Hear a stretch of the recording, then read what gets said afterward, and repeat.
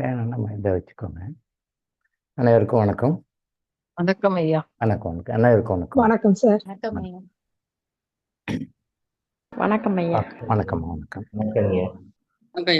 வணக்கம் அனைவருக்கும் வணக்கம். நேற்று வந்து குழந்தைவேலு சார் வந்து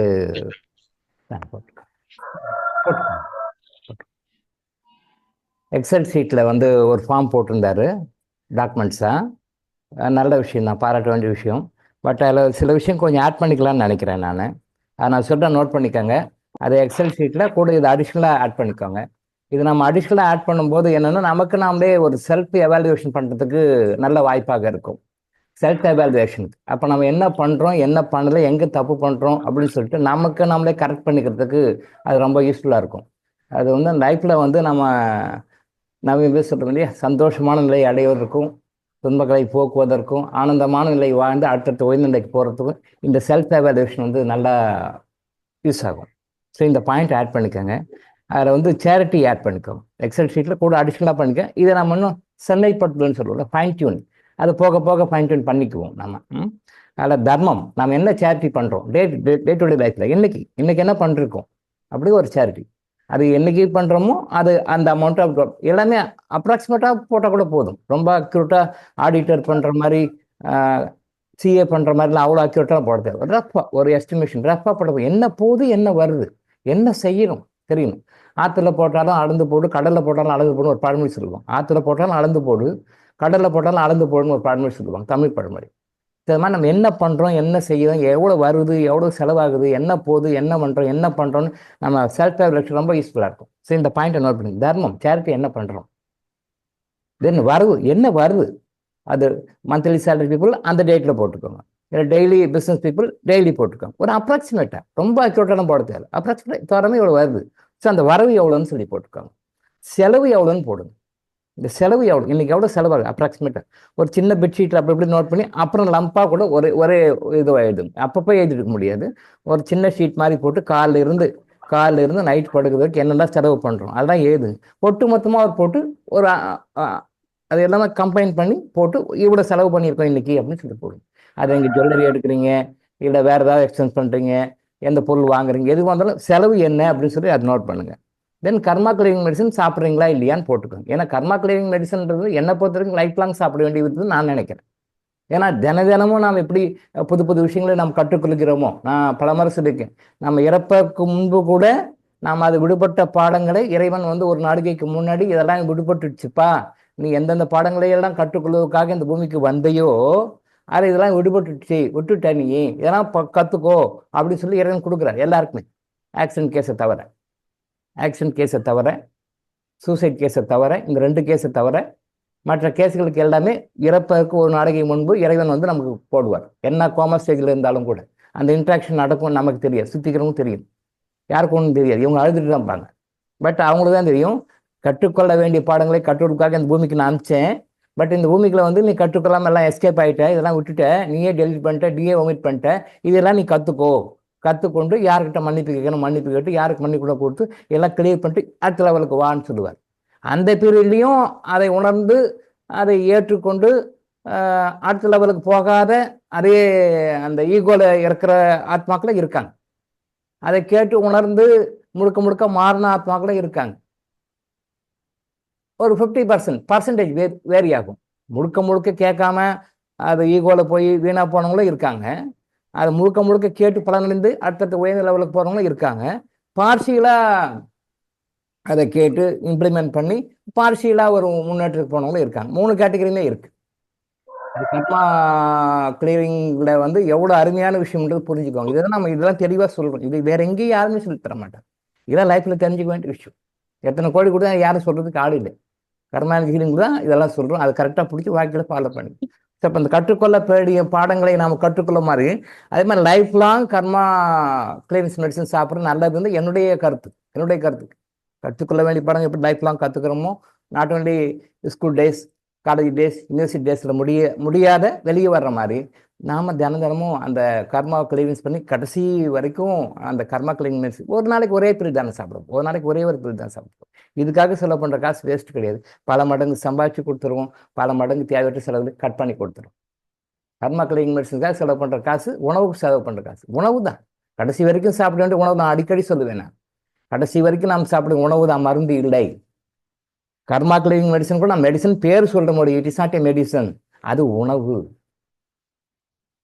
it is not a medicine, பேர் சொல்றோம், அது பழக்கத்தில் உலகியல் வழக்கத்தில் வந்தால் நம்ம கர்மா கிளினிங் மெடிசன் சொல்றோம். பட் உணவு, உணவுலேயே கர்மா கிளினிங்ஸ் பண்றதும் இருக்கு, கர்மாவை கூட்டுறதும் இருக்கு. அதை பற்றி பின்னாட உணவு பற்றி வரும்போது அதை பற்றி நிறைய விளக்கம் சொல்லுவோம். இப்போதைக்கு இது வரைக்கும் சொல்லுவோம். உணவு பற்றி அதை எடுக்கும் பொழுது அது நிறைய நாள் ஓடும் கிளாஸ். அப்போ சொல்லும்போது நாம் கர்மா கிளினிங் மெடிசன் சொல்கிறோம். நாம் சாப்பிடுகின்ற உணவுகளில் நம்ம தீய கர்மாக்களை அதிகரிக்கின்ற உணவுகள் இருக்கின்றன, நம்முடைய நல்ல கர்மாக்களை அதிகின்ற உணவுகள் இருக்கின்றன, தீய கர்மாக்களை குறைத்து நல்ல கர்மாக்களை அதிகப்படுத்துகின்ற உணவுகள் இருக்கின்றன. கர்மாவை எப்படி நாம் மெடிசன் சொல்கிறோமோ இது நம்ம சாப்பிட்ற சாப்பாட்டையும் இருக்கு.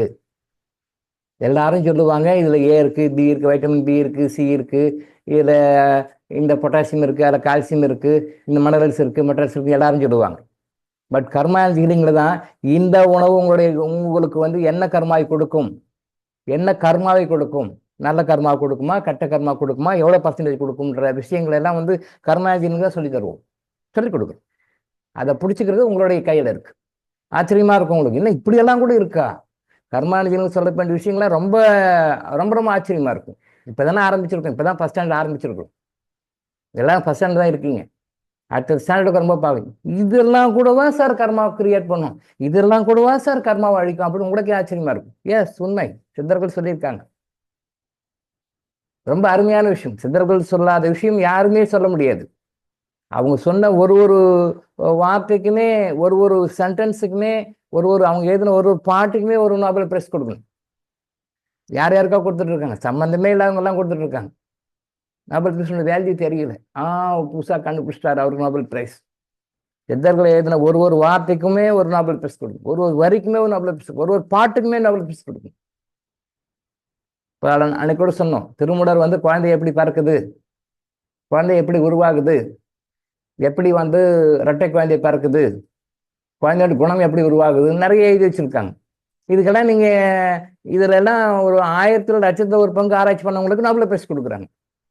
எந்த ஆர்என்டியும் கிடையாது. எங்க 10 ரூபாய் செலவு பண்ண, 1 ரூபாய் செலவு பண்ண, அப்படியே உட்காந்தாங்க, தியானத்தை உட்காந்தா கடற்கரை அப்படியே வாங்கினாங்க, எழுதி கொடுத்தாங்க. இதை ப்ரூவ் பண்றதுக்கு ஆர்என்டி பண்ணணும், அது நிறைய டாலர் செலவு பண்ணணும், நிறைய ரூபாய் செலவு பண்ணி அப்புறம் ப்ரூவ் பண்ணுவோம் பல வருடங்களுக்கு பிறகு. எப்படி சொல்லிட்டு போயிருக்காங்க. அப்ப நம்ம எவ்வளவு லக்கி பீப்புள். அதெல்லாம் அப்சர்வ் பண்ணி லைஃப்ல ஃபாலோ பண்ணணும். நம்மள மாதிரி ஒரு வெரி வெரி லக்கியஸ்ட் பீப்புள் உலகத்தையே யாரும் கிடையாது. பட் அன்பார்ச்சுனேட்லி நம்ம அதை ஃபாலோ பண்ணாமல் மற்றவங்க மாதிரி நாமளும் கஷ்டப்பட்டுருக்கோம். Because of due to our ignorance. நம்முடைய அறியாமை தான். அறியாமையிலிருந்து அறிவுக்கு வருவோம், ஞானத்துக்கு வருவோம். அறிவு வேற, ஞானம் வேற. அறியாமையிலிருந்து ஞானத்துக்கு வரணும். அறிவு வேற, ஞானம் வேற. நிறைய வித்தியாசம் இருக்கு. அறிவு, ஞானம், புத்தி இதெல்லாம் வந்து மூணும் வெவ்வேறு.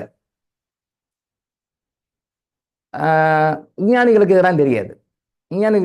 அவங்க வந்து ஒன்லி நாலேஜ், அவ்வளோதான். நாலேஜ் மீறி போனால் wisdom. What is the difference between knowledge and விஸ்டம்னா அது கூட அவர் சொல்ல தெரியாது. What is the difference between knowledge and wisdom தெரியாது. அவ்வளோவெல்லாம் இன்னும் சயின்ஸ் டெவலப் ஆகுது. அதுக்குள்ள இன்னும் லட்சக்கணக்கான வருஷங்கள் டெவலப் இன்னும் ஆகணும். டெவலப் ஆகி இன்னும் வரணும். இதை புரிஞ்சுக்கிறது. அறிவு வேற, புத்தி வேற, ஞானம் வேற. இதில் ஞானம் தான் ஹையஸ்ட். அந்த ஞானத்தை வச்சா நம்ம போதும். கர்மான ஜீவிங்களை உங்களுக்கு சொல்லிக் கொடுக்க எல்லா விஷயமே ஞானத்தை நோக்கியது. ஞானம் தான் கொடுக்கும், அறிவு கொடுக்காது, புத்தி கொடுக்காது. இதெல்லாம் வேற. இதெல்லாம் low level subject. High level subject ஞானம். அந்த ஞானம் இருந்தால் நம்ம லைஃப் ஹாப்பியாக இருப்போம். அந்த ஞானத்துக்கு தான் நம்ம தர்மமாக கொடுக்குறோம். இங்கே காசு பார்க்காம, பணம் பார்க்காம. இதை வந்து காசாக மாற்றணும், பணமாக மாற்றணும்னா ஆன்லைனில் கிளாஸாக போட்டால் உட்காந்து அழகாக கோடிக்கணக்கில் சம்பாதிக்கலாம். உட்காந்துட்டு சம்பாதிக்கலாம்.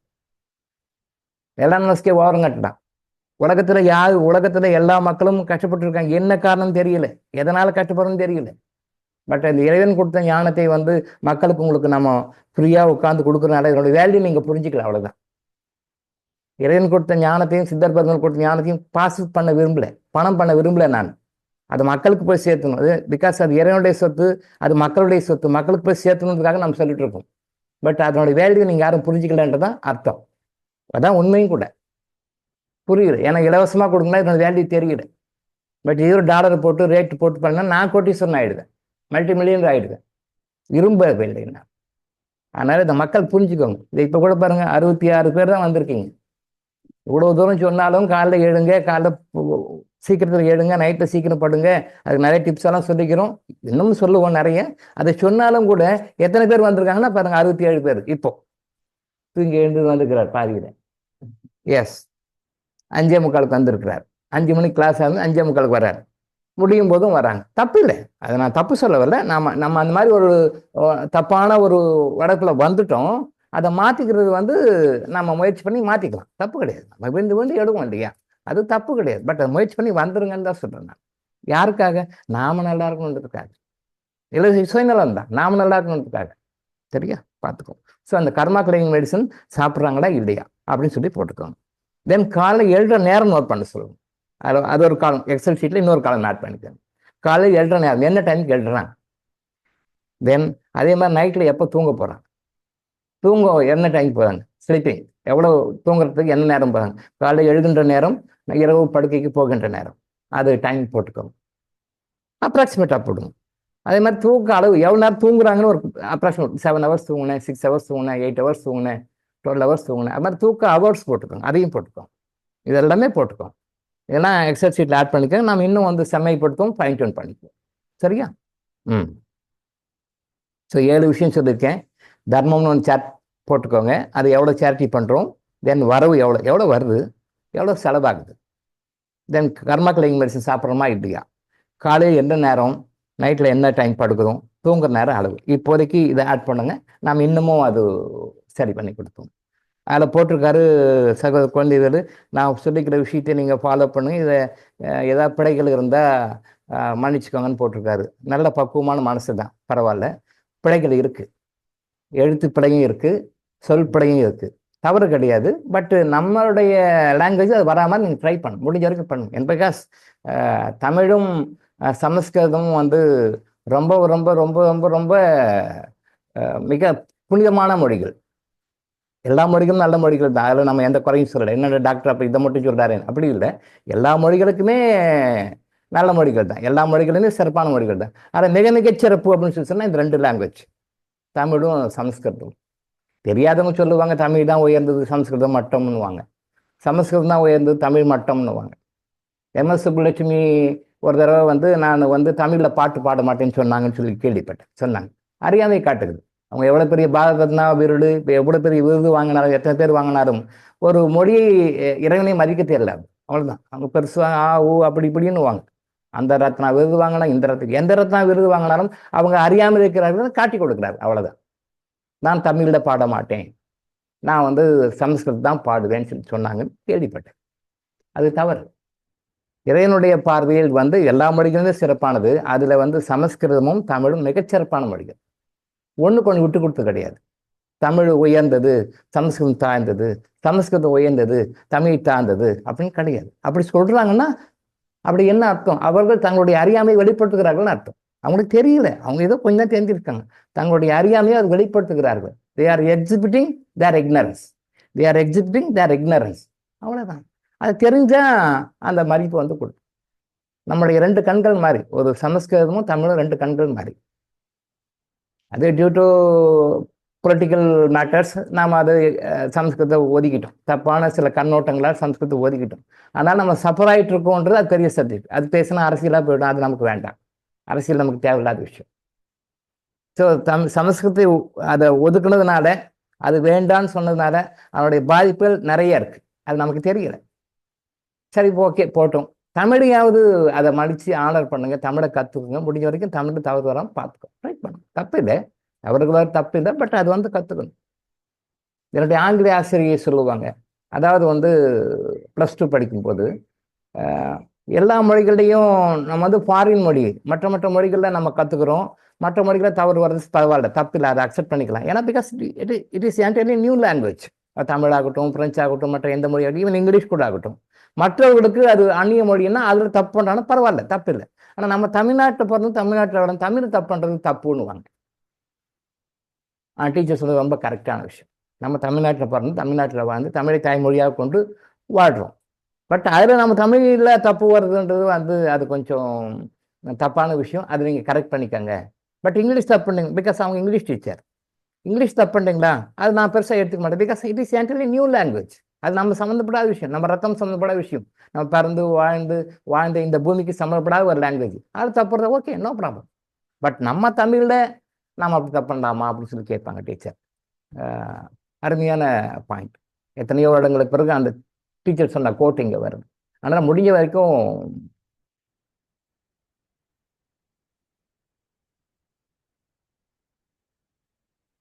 சரி பார்த்துக்கலாம். நீங்கள் அது இதில் போடுங்க, நான் பேசிக்குவோம். சரியா? நீங்கள் பாப்அப் மெசேஜ் வேண்டாம், நீங்கள் குரூப்பில் போடுங்க, நம்ம டிஸ்கஸ் பண்ணுங்க. பாப்அப் மெசேஜ் போட்டால் தப்பு இல்லை, பட் அது கண்டினியூட்டி பிரேக் ஆகிடுது. சரியா? ஆனால் தயவு செஞ்சு பாப்அப் மெசேஜ் போட வேண்டாம். எதுவாக இருந்தாலும் நீங்கள் குரூப்பில் போடுங்க, நான் ஐ வில் ஆன்சர். என்ன ஆன்சர் டக்குன்னு கிடைக்கும், இல்லை 2 நாள் லேட்டாக கிடைக்கும், அவ்வளோதான். பட் இது கூட பாருங்கள், 3 நாளுக்கு முன்னாடி சப்ஜெக்ட், 6ஆம் தேதி சப்ஜெக்ட் தான் இது. இன்னும் தேதி இன்னைக்கு 11 ஆகிப்போச்சு. சரி, இன்னும் நிறைய இருக்குது. 7, 8, 9, 10, 11 இருக்குது. கொஞ்சம் சீனியாரிட்டியாக வரிசையாக பார்த்துட்டு இருக்கேன். சில ரொம்ப இம்பார்ட்டான விஷயம் மட்டும்தான் முன்னாடி எடுத்து சொல்கிறோம். அதனால் இன்னைக்கு அது எடுக்கணும். பட் இப்போ பேசுகிற சப்ஜெக்டில் 6ஆம் தேதி ரெக்கார்ட் பண்ணி கொடுத்த சப்ஜெக்ட், இதை பற்றிலாம் பேசணும். 6ஆம் தேதி எழுதின சப்ஜெக்ட் தான் இப்போ டீல் பண்ணிருக்கோம். இன்னும் அது முடிச்ச பிறகு 7th, 8th, 9th, 10th, இன்னைக்கு 11th வந்துடுச்சு. ஸோ பண்ணிகிட்ருக்கோம். நீங்கள் போடுங்க, பட் கண்டிப்பாக ஆன்சர் பண்ணுறேன். சரியா? எந்த டவுட்டாக இருந்தாலும் கிளியர் பண்ணுறோம் sir. What ever it may be, any doubt. எங்கே போனாலும் எந்த கேள்வி கேட்டாலும் இதுக்கு ஆன்சர் கிடைக்கலன்னும் போது அந்த ஆன்சர் இங்கேயே கிடைக்கும். கர்மா எனர்ஜிகளுங்களுக்கு கிடைக்கும், கண்டிப்பாக கிடைக்கும். It takes time according to seniority, அவ்வளோதான், வேற ஒன்றும் இல்லை. சரியா? அப்போ இதெல்லாம் போட்டுக்கோங்க, போட்டு ஆட் பண்ணுங்க. தமிழ் மொழியை கொஞ்சம் முடிஞ்ச வரைக்கும் தப்பு இல்லாமல் பண்ண முயற்சி பண்ணுங்க. அது நல்ல விஷயம், தவறு சொல்ல, தப்பாக நினைக்க வேண்டாம். பட் அது எல்லாருமே நம்ம ட்ரை பண்ணணும். ஒரு முறை தமிழ்நாடு கவர்மெண்ட்டோடைய அட்வர்டைஸ்மெண்ட்டில் கருணாநிதி ஐயா பீரியட்ல நினைக்கிறேன், எஸ், கருணாநிதி தான் சீஃப் மினிஸ்டர். அப்போ தமிழ்நாடு கவர்மெண்ட்டோடைய அட்வர்டைஸ்மெண்ட்டை பேஸ்டலாக பேப்பரில் பார்க்கும்போது தப்பாக போட்டுறாங்க. தமிழ் எழுத்துப்படை நிறையா இருக்குது, வார்த்தையும் தப்பு இருக்குது. அது எழுத்துப்படை சொற்படையும் சொல்லுவோம் பார்த்தீங்களா, அந்த எழுத்துப்படையும் இருக்குது, சொற்படையும் இருக்குது. அதை பார்த்த உடனே எனக்கு அப்படியே ஒரு சங்கடமாக போச்சு. தமிழ்னு சொல்கிறாங்க, தமிழை பற்றி அவ்வளோ பேசுகிறாங்க. அந்த முதலமைச்சர் ஆட்சியில் அந்த தமிழ்நாட்டினுடைய அரசாங்கத்தினுடைய ஒரு விளம்பரத்தில், ஒரு நியூஸ் பேப்பரில் அது வருது. ரொம்ப மனசு கஷ்டமாக இருந்தது. இதெல்லாம் கருணாநிதி ஐயா வந்து உட்காந்து பார்த்துருக்க மாட்டார், பார்க்க முடியாது. அவரோட செக்ரட்டரி பார்க்க முடியாது, இல்லை அந்த தமிழ் வளர்ச்சித்துறை மினிஸ்டர் பார்த்துட்டு இருக்க முடியாது. தமிழ் வளர்ச்சிக்கு ஒரு மினிஸ்டர் வச்சுருக்காங்க, அவங்க பார்த்துருக்க முடியாது. பட் அந்த கன்சர்ன் ஆஃபீஸர்ஸ் இருப்பாங்க இல்லையா, அவங்க பார்க்கணுமா இல்லையா, இது அவங்களே சொல்ல முடியாது. ஏன்னா அவங்களுக்கு இது வேலை கிடையாது. ஆனால் என்ன பண்ணணும், அந்த கன்சர்ன் டிபார்ட்மெண்ட்டில் ஒரு ஆஃபீஸர் வந்து இந்த அட்வர்டைஸ்மெண்ட்டுக்கு பர்மிஷன் கொடுத்துருப்பாரு. அந்த அட்வர்டைஸ்மெண்ட்டை ப்ரூஃப் வாங்கியிருப்பாங்க, அட்வர்டைஸ்மெண்ட்டை ப்ரூஃப் பார்த்துருக்கணும். ப்ரூஃப் பார்த்துட்டு இவங்க ஓகே சொல்லி பேமெண்ட் அமைச்சிருப்பாங்க. தினத்தனி பேப்பரில் பேமெண்ட் கொடுக்குறாங்கன்னா பேமெண்ட் கொடுக்காம ஃப்ரீயாக போட மாட்டாங்க, இவங்களை கேட்காம போட மாட்டாங்க. அப்போ அதை பார்ப்பாங்க. அப்போ பார்த்து அதை கரெக்டாக பார்த்து பண்ணணுமா இல்லையா? தமிழ்நாடு கவர்மெண்ட்டில், தமிழ்நாடு அட்வர்டைஸ்மெண்ட்டில் ஒரு தமிழ் எழுத்துப்படையும் வரலாமா, சொற்படையும் வரலாமா? வரக்கூடாது. மனசுக்கு ரொம்ப கஷ்டமா, என்னடா இப்படி பண்ணுறாங்களே அப்படின்னு மனசு கஷ்டமாக தான் இருக்கு. என்ன பண்ணுவாங்க? அப்போது அந்த டிபார்ட்மெண்ட்டில் அந்த பொசிஷனில் இருக்கிறவருக்கு தமிழ் தெரியலேன்னு அர்த்தம். நல்லா புரிஞ்சுக்கோங்க, அவருக்கு தமிழ் தெரியலேன்னு அர்த்தம், அவர் தமிழ் ஒழுங்காக படிக்கலேன்னு அர்த்தம். தமிழ் சப்ஜெக்டை அவர் வேற மாதிரி டீல் பண்ணிக்கிறேன்னு அர்த்தம். ஒரு பிழை, அது அரசாங்கத்துடைய போய் வரவே கூடாது, தப்பு. அப்போ என்ன பண்ணுறாரு அவர், என்ன ப்ரூஃப் கொடுத்தாரு, என்ன பண்ணுறாரு, ப்ரூஃப் ஏன் பார்க்கல? பணம் மட்டும் கொடுக்குறாங்கல்ல, இவ்வளோ பணம் உங்களுக்கு சேங்ஷன் பண்ணி கொடுக்குறாங்கல்ல, அதில் ஒரு கமிஷனும் வாங்கிக்கிறாங்கல்ல, அது வேற மேட்ரு. நடக்குது இதெல்லாம் உண்மை. அதான் சொன்னால் சில பேர் தப்பாக நினைப்பாங்க, ஆனால் உண்மை. கமிஷனும் வருது இல்லை, அதெல்லாம் வாங்கி எடுத்து உள்ள விட்டுக்கிறாங்கல்ல. பட் அதை கரெக்டாக பார்க்கணுமா இல்லையா? இது பார்க்கணுமா இல்லையா? சார் இது தப்பு இருக்குது, இது மாற்றுன்னு சொல்லி அவங்க தான் எப்படி ப்ரூஃப் பார்க்காம இவங்களும் பர்மிஷன் கொடுத்தாங்க, அவன் தான் எப்படி ப்ரூஃப் பார்க்காம போட்டவன் எவ்வளோ தமிழ், அவனும் தமிழ் தான் வளர்த்துனுங்கிறான். ஏன்னா அவன் தான் தப்பாக பண்ணணும், இவங்க கரெக்ட் பண்ணக்கூடாது. அதை சரி, அவங்க தான் கொடுத்துட்டாங்க, ரைட்டு, ஓகே. இவங்கடா பார்க்கணும்ல ப்ரூஃப், அந்த தினத்தனி பேப்பருக்காராக பார்க்கணும்ல. இவங்களும் கொடுத்தாங்க, பணம் வந்தால் சரி நீங்கள் என்ன கொடுத்தா எனக்கு என்ன அப்படின்னு சொல்லி வாங்கிட்டு போட்டான். இப்படி தான் போயிட்டு இருக்காங்க. இது நடந்தது உண்மை. சரி, இந்த வரவு செலவு அப்படின்னும் பொழுது அகத்தியர் மகரிஷி என்ன பண்ணுறாரு, நம்ம வாழ்க்கையில் நடக்கிற செலவுகளை ரெண்டாக பிரிக்கிறார். வேற யாருமே அதை பிரிக்கல, அகத்தியர் தான் உட்காந்து இது சுப செலவு, இது அசுப செலவுன்னு பிரிக்கிறார். இது சுப செலவு, இது அசுப செலவுன்னு பிரிக்கிறார். இன்னொரு 3வது கேட்டகரி ஒன்று வைக்கிறார், அது வேண்டாம், இப்போதைக்கு அது வேண்டாம், அப்புறம் பார்த்துக்கலாம். சுப செலவு, அசுப செலவு. இப்போ இதில் சுப செலவு வந்தால் இதெல்லாம் due to our past life good karmas. அசுப செலவுன்னு வந்தால் அது our past life bad karmas. அப்படி கிளாஸிஃபை பண்ணுறாரு. ஃபார் எக்ஸாம்பிள், நீங்கள் உணவுக்காக செலவு பண்ணுறீங்க, அது குட் கர்மா. உணவுக்காக செலவு பண்ணி அது குட் கர்மா. துணிமணி வாங்குறதுக்காக செலவு பண்ணி குட் கர்மா. இதெல்லாம் குட் கர்மா. இதெல்லாம் குட் கர்மா. வாடகை கொடுக்குறோம், அந்த வாடகையை வந்து பேட் கர்மாவை தான் கொண்டு வர்றார். எப்படி கொண்டு வர்றாருன்னா அது ரொம்ப டீப்பா போவார். பூமியில பறந்துருக்கான், அவனுக்குன்னு ஒரு சொந்தமா வீடு இல்லை, அவன் வாடகை கொடுத்து இருக்கிறான். அப்போ வாடகை கொடுத்து இருக்கிறானது அது பிகாஸ் ஆஃப் அவங்களுடைய பாஸ்ட் லைஃப் பேட் கர்மா தான் வாடகை கொடுக்குறாங்க. சொந்த வீடுன்னு இருக்கணும். இப்போ இதை சொல்கிற நம்பர் சில தப்பாக புரிஞ்சிக்கூடாது. அதுக்காக கடவுளை வாங்கி சொந்த வீட்டுக்கு போய் அதுக்கு வட்டி கட்ட முடியாமல் அசல் கட்ட முடியாமல் வாங்கின வீட்டை ஏறத்துக்கு விட்டுறக்கூடாது. நீங்கள் தப்பாக புரிஞ்சிக்கூடாது. அவர் எப்படி கிளாஸிஃபை பண்ண நான் புரிஞ்சுக்கணும், அதை நாம் எப்படி அது கரெக்ட் பண்ணணும்னு பார்த்துக்கணும் மொழியே. டாக்டர் சொல்லிட்டாரு, அப்போ வாடகைக்குலாம் இருந்தால் நெகட்டிவ் கர்மாவும், ஆனால் குட் கர்மாவுக்கு போகணும் அப்படின்னு கடவுளை வாங்கி நகை நட்டை வச்சு அந்த வட்டிக்கு வாங்கி இந்த வட்டிக்கு வாங்கி இடத்த வாங்கி வீட்டை கட்டி அப்பார்ட்மெண்ட் வாங்கி அது கட்ட முடியாமல் நாளைக்கு இடத்துக்கு போயிடுச்சுன்னா டாக்டர் நீங்கள் தான் சொன்னீங்க உங்களால் தான் ஆச்சுன்னு என்ன கை கட்டக்கூடாது. நம்ம அதை கிளாஸிஃபை பண்ணி சொல்கிறோம், அதை புரிஞ்சுக்கணும். கடன் வாங்கி வீடு வாங்க வேண்டாம், கடன் வாங்கி எதுவும் சொல்ல வேண்டாம். நம்ம சொல்கிறோம் கர்மாஞ்சலியும் கூட மெயின் மோட்டோஸில் இருக்கிற மோட்டோவில் ஒன்று கடன் யாருக்கும் இருக்கக்கூடாது. ₹1 கூட கடன் இருக்கு. நம்ம இந்த உலகத்தை விட்டு போகும்போது 1 பைசா கூட யாருக்கும் கடன் இருக்கக்கூடாது. அது வரைக்கும் முடிஞ்ச வரைக்கும் இப்பயே பார்த்து கிளிக் பண்ணிட்டு நமக்கு தெரிஞ்ச கடன்கள், தெரியாத கடன்கள், நம் முன்னோர்கள் கடன்கள் நிறைய இருக்கு. அதனால் முதல்ல ஃபர்ஸ்ட் டார்கெட் வந்து அதுதான், கடன் யாருக்கும் ₹1 கூட கூட. அப்போ நிறைய பேர் கடனில் இருக்கிறீங்க, எல்லாருமே இருக்கிறீங்க. பட் வந்து எப்படி வெளியே வர்றதுன்னு நம்ம சொல்லிக் கொடுக்குறோம். தீபாவளி கிஃப்ட் கூட எதுக்காக கொடுக்குறோம்? தீபாவளி கிஃப்ட் கூட என்ன பண்ணும், அவங்களுடைய வாழ்க்கையில அவங்க இறைவனுடைய ஆணைப்படி இந்த கர்மா எந்த கர்மா சுமந்து வந்தாங்களோ, எந்த தொழில் செய்யறதுக்காக வந்தாங்களோ அந்த தொழிலை செய்து முறையாக செய்து நல்ல பணத்தை நேர்மையான முறையில் சம்பாதிச்சு கடன்கள்லாம் கழிக்கணும். கடன் இல்லாமல் வாழணும், கடனே இருக்கக்கூடாது, அடுத்த ஜென்மத்துக்கு கடனை கொண்டு போகக்கூடாது. அதுக்கு என்ன வழி பண்ணணும்? அப்போ நேர்மையான முறையில் தர்மமான முறையில் செல்வம் கிடைக்கிறதுக்கு என்ன உண்டோ அதை தான் நான் தீபாவளி கிஃப்டா என்னுடைய ஓன் மணி நான் கொடுக்குறேன்னு சொல்லியிருக்கேன். தர்மத்தில் கூட பல விஷயங்கள் இருக்கு. நான் அடிக்கடி சொல்லுவேன், நம்ம சீன பழமொழி கூட நம்ம ஏற்கனவே பழைய கிளாஸ் புதுசாக வந்தவங்களுக்கு தெரியும், பழைய கிளாஸ் நம்ம டிஸ்கஸ் பண்ணியிருக்கோம். பசிக்கின்றவனுக்கு ஒரு துண்டை மீனை கொடுப்பதை காட்டிலும் அவனுக்கு மீனை பிடிப்பது எப்படி என்று கற்றுக் கொடுத்து விடுங்கள். சீன பழமொழி நம்ம இதை பற்றி கிளாஸ் டிஸ்கஸ் பண்ணியிருக்கோம். அவனுக்கு பசிக்குது, அவனுக்கு மீனை கொடுக்குறீங்க, அது அவங்களுடைய பழமொழி, நம்ம நாட்டு பழமொழி இல்லை. பட் நல்ல விஷயத்தை மட்டும் எடுத்துக்கோம். அதுக்காக மீனை கொடுக்க சொன்னாருன்னு சொல்லிட்டு மூணு கடைக்கு போய் மீன் வாங்கி சாப்பிடாது. நம்ம மக்கள்கிட்ட ஏதாவது ஒரு சின்ன ரூபா கொடுத்தா அது கெட்டியாக பிடிச்சிக்கோங்க. டாக்டர் சொன்னார்ல, பழமொழி சொன்னார்ல, அப்போ போய் மீன் கடைக்கு போய் மீன் வாங்கிடுவா, மற்றெல்லாம் பரவாயில்ல அவரே தான் சொல்லிட்டார் அப்படின்னு சொல்லிட்டு மீன் வாங்கிட்டு சாப்பிடக்கூடாது. நெகட்டிவ் தான், அது தப்பு. ஆனால் என்ன விஷயம் சொல்ல வரான்னா, அந்த பழமொழி இருக்கிற கருத்தை மட்டும் எடுத்து உள்வாங்கிக்கணும். அவனுக்கு மீனையே எத்தனை நாளைக்கு கொடுப்பீங்க? எத்தனை நாளைக்கு மீனே பிடிப்பா சாப்பிட்டு கொடுப்பீங்க? ஒரு ட்ரெஸ் உங்களால் கொடுக்க முடியாது, இல்லை உங்களுக்கே பத்தாமல் இருக்கும். பட் அவன் மீனை பிடிக்கிற எப்படியும் கற்றுக் கொடுத்துருங்க, அவன் வந்துக்குவோம்.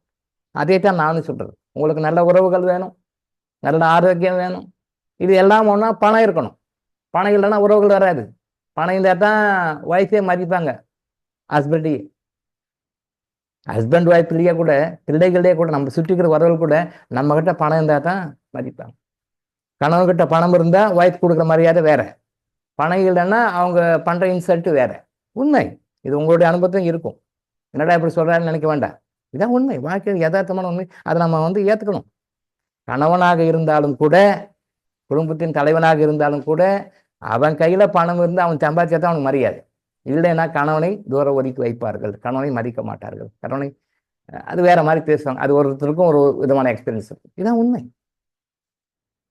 அப்போ கட்டிய மனைவியே கூட உங்ககிட்ட பணம் இல்லாத போது அவங்க உங்க கூட தோளோடு நின்று நீங்கள் கஷ்டத்தில் இருக்கீங்க, பிரச்சனையில் இருக்கீங்க, உங்களுக்கு நான் என்னால் என்ன செய்ய முடியும், நான் உங்களுக்கு என்ன செய்வேன், என்னால் என்ன செய்ய முடியும் அப்படின்னு சொல்லிட்டு உங்களுக்கு அனுசரித்து உங்களோட இணைந்து உங்களுக்கு தைரியம் சொல்லி உங்களுக்கு ஆறுதல் சொல்லி உங்கள் கட்டத்துக்கு துணை நிற்கிறாங்கன்னா அந்த மாதிரி மனைவி கிடைக்க நீங்கள் ரொம்ப கொடுத்து வச்சுருக்கணும்.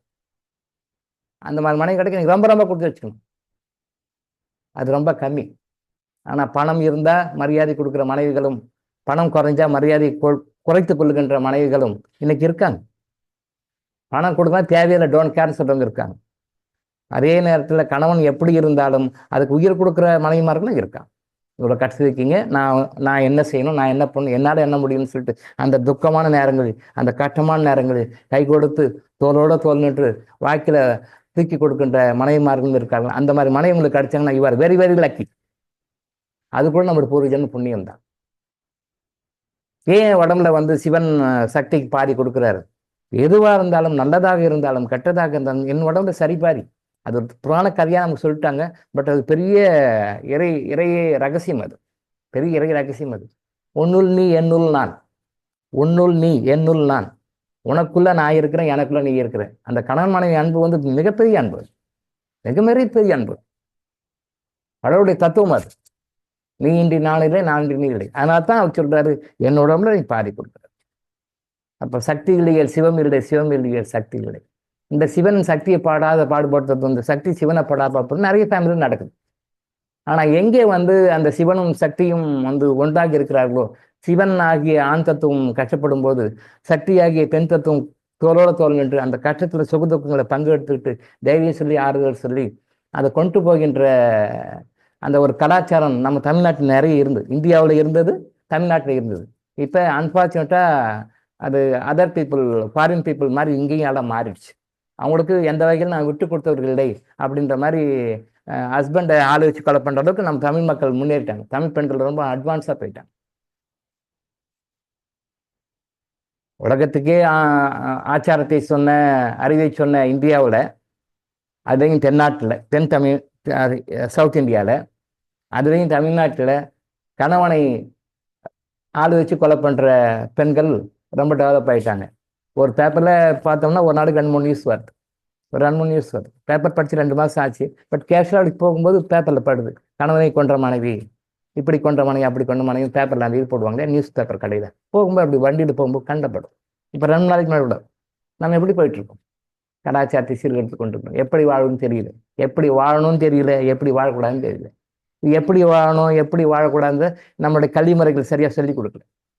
குருகுல முறை சரியாக சொல்லி கொடுத்தது, அதை ஓரம் கட்டிட்டாங்க. குருகுல முறை அது தப்பு, அது அப்படி இல்லை அப்படின்னு சொல்லி ஓரம் கட்டிட்டாங்க. Suffering, we are suffering. நம்மளுடைய இக்னன்ஸால் நம்ம கஷ்டப்பட்டுருக்கோம். சரியா? ஸோ அந்த கணவன் மனைவி உறவுன்றது வந்து கணவனுக்கு உயிர் கொடுத்து காப்பாற்றுங்க, பிகாஸ் அவங்க உடம்புல பாதி. மனைவிக்கு உயிரை கொடுத்து காப்பாற்றுங்க, பிகாஸ் அவங்க உடம்புல பாதி. கணவன் கிட்ட பணம் இல்லை, கஷ்டப்படுறாருன்னா அவருக்கு என்ன நீங்கள் பண்ணணுமா நேரத்தில் அவங்களுக்கு என்ன ஆறுதல் கொடுக்கணும், அன்பு கொடுக்கணும், அதை கொடுத்து பாருங்க. அது அது வேற. அதை விட்டு பணம் கணவன்கிட்ட இல்லை, கஷ்டப்படுறாருன்னு போது அவரை ஒதுக்கி தூர தள்ளி அதை வந்து மனசு புண்பமாக நடந்துக்காதீங்க. It is also your bad karma. அது பின்னாடி பல வகையில் அவர் மனசு கஷ்டப்படும் போது அது உங்களை வந்து பாதிக்கும். நீங்கள் எந்த மதத்துலையும் சரி, திருமணம் பண்ணும் பொழுது, எந்த மதத்துலையும் சரி, நீங்கள் திருமணம் பண்ணும் பொழுது அங்கே சொல்லப்படுகின்ற மந்திரங்கள், அங்கே அங்கே அங்கே ஃபாலோ பண்ணாங்களே அந்த சாங்கிய சடங்குகள் சொல்லுவாங்க. அந்த சடங்குகளுக்கு உண்டான மீனிங் யாருக்குமே தெரியல. அந்த மீனிங் தெரிஞ்சிங்கன்னா நீங்கள் டைவர்ஸ் போகவே மாட்டீங்க. அது இந்து மதமாகட்டும், மற்ற மதங்களாகட்டும், எல்லா மதங்களையும் சரி, இந்து மதத்துலையும் சரி, அந்த புரோகிதர் என்ன மந்திரம் சொல்கிறாரு, இவங்க கணவன் மாதிரி சமயத்தில் அவர் மந்திரம் சொல்லுவார், இவங்க எடுத்து போடுவாங்க, பூ போடுவாங்க, நெய் ஊற்றுவாங்க, என்னென்ன செய்யணுமோ எல்லாம் செய்வாங்க, ஹோமத்தை வளர்த்துவாங்க. கல்யாணத்தை நடக்கும் இல்லையா, ஹஸ்பண்ட் ஒய்ஃப் எல்லாரும் பண்ணுவாங்க. அப்புறம் அந்த செரிமனிஸ் எல்லாம் இருக்கும், என்னென்ன செரிமனிஸ் எல்லாம் இருக்கும். அது கம்யூனிட்டி வேரி ஆனாலும் கேஸ்ட் வெவ்வேறு வகையில், ஒரே கேஸ்ட்டில் கூட 2-3 விதமான பிரிவுகள் இருக்குது. அதில் வெவ்வேறு மாதிரி சடங்குகள்லாம் கொண்டு வராங்க. ஆனால் எல்லா சடங்குலையும் ஒரு காரணம் இருக்குது, எல்லா சடங்குக்கும் ஒரு காரணம் இருக்குது. அந்த காரணத்தையும் அந்த மந்திரங்களுக்கு உண்டான மீனிங்ஸையும் நீங்கள் புரிஞ்சுக்கிட்டீங்கன்னா நீங்கள் வந்து எந்த காரணத்தை கொண்டும் இந்த கணவன் வேண்டாம், இந்த மனைவி வேண்டாம்னு டைவர்ஸே பண்ண மாட்டீங்க. பட் யாருக்கும் தெரியல. அது ஒரு சடங்காக அது ஃபாலோ பண்ணுறீங்க, சடங்காக வந்து நீங்கள் அதை லைஃப்பில் அப்ளை பண்ணுறீங்க. அதனால் நீங்கள் அதனுடைய முக்கியத்துவம் தெரியல, டைவர்ஸ் போய் முன்னாடி நினைக்கிறீங்க. நிறைய பேர் கமெண்ட் சொல்கிறீங்க, சார் உங்களுக்கு தெரியுமா அந்த கஷ்டம், நாங்கள் படுற பாடு எங்களுக்கு தான் தெரியும், நீங்கள் பாட்டு சொல்கிறீங்க உட்காந்து அங்கே டைவர்ஸ் வேணா, அனுசரிச்சு போகணும். இங்கே அந்த பொண்ணு கொடுக்குற குறைச்சி தெரியுமா உங்களுக்கு, இந்த மாப்பிள்ளை கொடுக்குற குறைச்சி தெரியுமா, அவங்க ஃபேமிலி கொடுக்குற குறைச்சி தெரியுமா உங்களுக்குன்னு கேட்குறீங்க. அது எனக்கு மைண்ட் வாய்ஸில் தெரியுது. பட் அதுக்கு எல்லாமே கரெக்டாக ஆன்சர் பண்ணலாம். ஒரு நாளைக்கு ஒரு கேஸை தவிர விளக்கம் சொல்லலாம், ஃப்யூச்சரில் சொல்லுவோம். புரிஞ்சுக்கோங்க இப்போதைக்கு. ஓகே, இதெல்லாம் போட்டு பண்ணிக்கோங்க. சகோதரர் குழந்தைவேலுக்கு ரொம்ப நன்றி. நல்ல விஷயம் பண்ணியிருக்காரு. ஒரு பெரிய முன்னெடுப்பு தான் இது. எல்லாம் வல்ல இறைவன் மற்றும் சித்தர் பெருமக்களுடைய ஆசீர்வாதம் அவருக்கும் அவர் குடும்பத்தினருக்கும் அவருடைய அன்புக்குரியவருக்கும் கிடைக்க வேண்டும் என்று ஆசீர்வதிப்பார்கள் என்று நாம் இறைவனை வேண்டுவோம். கண்டிப்பாக ஆசீர்வதிப்பார். அதே மாதிரி இப்போ 2 நாளைக்கு முன்னாடி சகோதரர் ஜெகதீஷும் மற்றும் அவருடைய துணைவியார் திருமதி வனிதா சகோதரியும் வந்திருந்தாங்க. அவங்க வந்து அந்த மன்னிப்பறிக்கையை வந்து புக்லெட்டாக போட்டு கொண்டு வந்திருந்தாங்க. நிறைய உழைப்பு போட்டு நிறைய பண்ணியிருக்காங்க. என்னுடைய வேலையை வந்து ரொம்ப குறைச்சிருக்கிறாங்க. அது எனக்கு என்னுடைய வேலையை ரொம்ப ரொம்ப குறைச்சிருக்காங்க. அதை பார்க்கும்போது ரொம்ப சந்தோஷமா இருந்தது. நல்லா பயன்பட்டு இருக்கேன். அதில் இன்னும் சில விஷயங்கள்லாம் இருக்கு. பண்ணியிருக்காங்க. இந்த புக்ஸு கர்மான்னு சொல்லி போட்டு மன்னிப்பு என்னும் மகாசக்தி அப்படின்னு சொல்லி போட்டு போட்டு பண்ணி கொடுத்துருக்காங்க. நல்லா பண்ணியிருக்காங்க. ரொம்ப உழைப்படுத்து பண்ணியிருக்காங்க. அவங்க 2 பேருமே தம்பதி சமேதர்களாக வந்து கொடுத்துட்டு போனாங்க. இதை வந்து இன்னும் கொஞ்சம் ஃபைன் டியூன் பண்ணி நம்ம தீபாவளிக்கு முடிஞ்ச பிறகு அதெல்லாம் ஃபைன் டியூன் பண்ணி இன்னும் சில விஷயங்களை ஆட் பண்ண வேண்டியது, ஆட் பண்ணி எல்லாருக்கும் டிஸ்ட்ரிபியூட் பண்ணுவோம் அப்படின்னு சொல்லியிருக்கோம். ரொம்ப அவங்களுடைய நேரத்தையும் எனர்ஜியும் ரொம்ப ஒதுக்கி பண செலவு பண்ணியிருக்கிறாங்க. மிகவும் நன்றி. எல்லாம் வல்ல இறைவன் மற்றும் சித்தர் பெருமக்களுடைய ஆசீர்வாதம் அந்த தம்பதியினருக்கும் அவருடைய குடும்பத்தினருக்கும் அவருடைய அன்புக்குரியவர்களுக்கும் கிடைக்க வேண்டும் என்று இறைவனை பிரார்த்திப்போம். கண்டிப்பாக கொடுப்பான். தென் அதே மாதிரி பரிமளா ஸ்ரீகாந்த் சகோதரி இந்த ஸ்பீச் எல்லாம் வந்து ஏஐ மூலமாக மாற்றணும்னு சொல்லிட்டு முயற்சி பண்ணிட்டு இருக்காங்க. பட் அவங்க முயற்சிக்கு வந்து மற்றவர்கள் அந்த ஏஐ சம்மந்தப்பட்டவங்க சர்வீஸ் ப்ரொவைடர்ஸ் கொஞ்சம் சப்போர்ட் பண்ணலான்னு சொல்லி ஃபீல் பண்ணாங்க. பட் இருந்தாலும் அவங்களுடைய முயற்சிக்கு இறைவன் கண்டிப்பாக பண்ணுவார். ஏதோ some due to karmas, due to negative karmas அவங்க சப்போர்ட் பண்ணலை அப்படின்னா கூட இவங்க அந்த சகோதரி வந்து தொடர்ந்து முயற்சி பண்ணிட்டு இருக்காங்க. கண்டிப்பாக இறைவன் மற்றும் சித்தர் பெருமக்களுடைய ஆசீர்வாதம் அந்த தம்பதியினருக்கும் அவருடைய குடும்பத்தினருக்கும் அவருடைய அன்புக்குரியவர்களுக்கும் கண்டிப்பாக ஆசீர்வதிப்பார்கள். இறைவனை வேண்டுவோம். கண்டிப்பா. இப்போ இதெல்லாம் எதை காட்டுகிறதுன்னா இறைக்கட்டளையுடைய 17வது அம்சத்தை காட்டுகிறது. இறைக்கட்டளையுடைய 17வது அம்சம் என்ன அப்படின்னு சொல்லி சொன்னா, நாம், நம் மனைவி, நம் குடும்பம், நம் மக்கள் அப்படின்னு இல்லாம இந்த சமுதாயத்துக்காக நம்ம என்ன செய்யணும், நான், என் மனைவி, என் குடும்பம், என் வருமானம், என் தொழில் அப்படின்றது இல்லாம இந்த சமுதாயத்துக்காக என் பிரதிபலம் எதுவும் எதிர்பார்க்காது செய்யக்கூடிய இந்த விஷயம்தான் நம் 17வது இறைக்கட்டளையாக வருது, 17வது இறைக்கட்டளையாக வருது. அந்த இறைக்கட்டளை சரியா அப்ளை பண்ணியிருக்காங்க. சகோதரர் ஜிஆரும் அப்படித்தான், ரமணிச்சந்திரன். ஸோ அவரும் வந்து டெய்லி அந்த கோட்டை நிறைய போட்டு அதுக்கும் மெனக்கெட்டு டைம் எடுத்து எல்லாம் சொல்றது எல்லாம் சில தவறுகள் வருது. பட் அது 100% அது கொண்டு வர முடியும். ஏன்னா அண்டர்ஸ்டாண்டிங் நம்ம கொடுக்குற டைம் அப்படியே கரெக்டாக பண்ணுறோம். சில தவறுகள் அது நெக்லிஜிபிள் தான், அது பரவாயில்ல. அப்போ அதுக்காக டைம் எடுத்து அதை மெனக்கெட்டு அதை கம்பைன் பண்ணி கொடுக்குறாரு. அவருக்கும் மனமார்ந்த நன்றிகள். எல்லாம் வல்ல இறைவன் மற்றும் சித்தர் பெருமக்களுடைய ஆசீர்வாதம் அவருக்கும் அவர் குடும்பத்தினருக்கும் அவருடைய அன்புக்குரியவருக்கும் எல்லாருக்குமே கிடைக்கும் என்று இறைவனை நாம் வேண்டிக் கொள்வோம். கண்டிப்பாக கிடைக்கும். இதெல்லாம் நம்ம கேட்கணும் வணங்கணும்னு கிடையாது, ஆட்டோமேட்டிக்காக கிடைக்கும். பிகாஸ் அதுவும் வந்து 17வது இறைக்கட்டளையை ஃபாலோ பண்ணி தான் அவர் செய்கிறார். சாதாரணமான விஷயம் இல்லை. அதை படிக்கிறதுக்கே சில பேர் சொல்கிறாங்க, சார் இதை வந்து ஃபுல்லாக படிக்கவே எனக்கு நேரம் இல்லை சார், அதனால் வந்து சகோதரர் ஜிஆர் போகிறத மட்டும் நான் படிச்சுக்கிட்டேன் சார், அந்த கிளாஸை அட்டன் பண்ண முடியல, அதை யூடியூப்லையும் பார்க்க முடியல, நான் சுருக்கமாக வந்து நான் அவர் போடுறாரு அதை மட்டும் நான் படிச்சுக்கிறேன் சார்னு ஒரு சகோதரி சொன்னாங்க. தப்பு இல்லை, அந்த அளவுக்காவது படிக்கிறாங்கன்னு சந்தோஷப்படுத்த வேண்டியதான். ஆனால் உங்களுக்கு படிக்கவே நேரம் இல்லை, ஆனால் அதை மட்டும் படிச்சுக்கிறேன் அப்படின்னு சொல்லி நீங்கள் சொல்லும்போது மற்ற விஷயங்களுக்கு இம்பார்ட்டன்ஸ் கொடுக்குறீங்க. பட் அவர் அதுக்காக மெனக்கெட்டு உட்காந்து அதில் கம்பைல் பண்ணி மண்டையை உடச்சி அதை கம்பைல் பண்ணி கரெக்டாக அவங்க தொகுப்பு கொடுக்காது. அது எவ்வளோ பெரிய விஷயம். நமக்காக நம்மளே அந்த கிளாஸ் அட்டன் பண்ண முடியல, அதை ஃபுல்லாக லைவாக பார்க்க முடியல, இல்லை யூடியூப்லையும் பார்க்க டைம் இல்லை எனக்கு, நான் இதை மட்டும் சகோதரர் ஜிஆர் கொடுக்குறது மட்டும் நான் படிச்சுக்கிறேன் சார், ஓகே ரைட், அது ஒரு கம்பைலேஷன் தான். பட் இதுக்கே உங்களுக்கு டைம் இல்லை, உங்களுடைய நல்வாழ்க்கைக்கு உங்களுடைய சந்தோஷத்துக்கு உங்களுக்கு டைம் ஒதுக்க நேரம் இல்லை என்பது சகோதரர் ஜிஆர் அதுக்காக மெனக்கட்டு உட்காந்து எல்லாம் பண்ணணும் இல்லையா. அது பெரிய சர்வீஸ் தான், அது பெரிய சர்வீஸ் தான். ஸோ இப்போ நாம் சொன்ன எல்லா சகோதரருக்கும் எல்லாம் வல்ல இறைவன் சித்தர் பெருமக்கள் ஆசீர்வாதம் அன்பும் அவர்கள் அன்புக்குரியவர்கள் அனைவரும் ஆசீர்வாதத்துடன் வாழ இறைவனை பிரார்த்திப்போம். இறைவன் கண்டிப்பாக கொடுப்பார். நம்ம பிரார்த்தனை பண்ணாலும் கொடுத்துருவார். அதுதான் டிவைன் கிட்ட இருக்கிறது. நாம கேட்டாதான் கொடுப்பான்றது கிடையாது, கேட்காமலே கொடுப்பார். நம்ம பிரார்த்தனை பண்ணணும் கிடையாது, பிரார்த்தனை பண்ணாமே கொடுப்பார். நம்மளுடைய ஆக்ஷன் தான், நம்ம என்ன பண்றோன்றது தான். அவர்கிட்ட போய் டிமாண்ட் வைக்கணும், கோரிக்கை வைக்கணும், கேட்கணும் அப்படிலாம் கிடையாது. ஆட்டோமேட்டிக்காக அது கிராண்ட் ஆகிடும். அதான் இறைவன். அதான் நமக்கும் இறைவனுக்கு இருக்கிற வித்தியாசம். ஈவன் கிறிஸ்டலில் கூட வந்து கிறிஸ்டல் எடுத்து நீங்கள் டெய்லி மந்திரம் ஓத மாதிரி 108 தடவை சொல்லணும், 1000 தடவை சொல்லணும், லட்சம் அப்படிலாம் கிடையாது. நீங்கள் ஒரு தடவை சொன்னால் ரெக்கார்ட் பண்ணிக்கும்.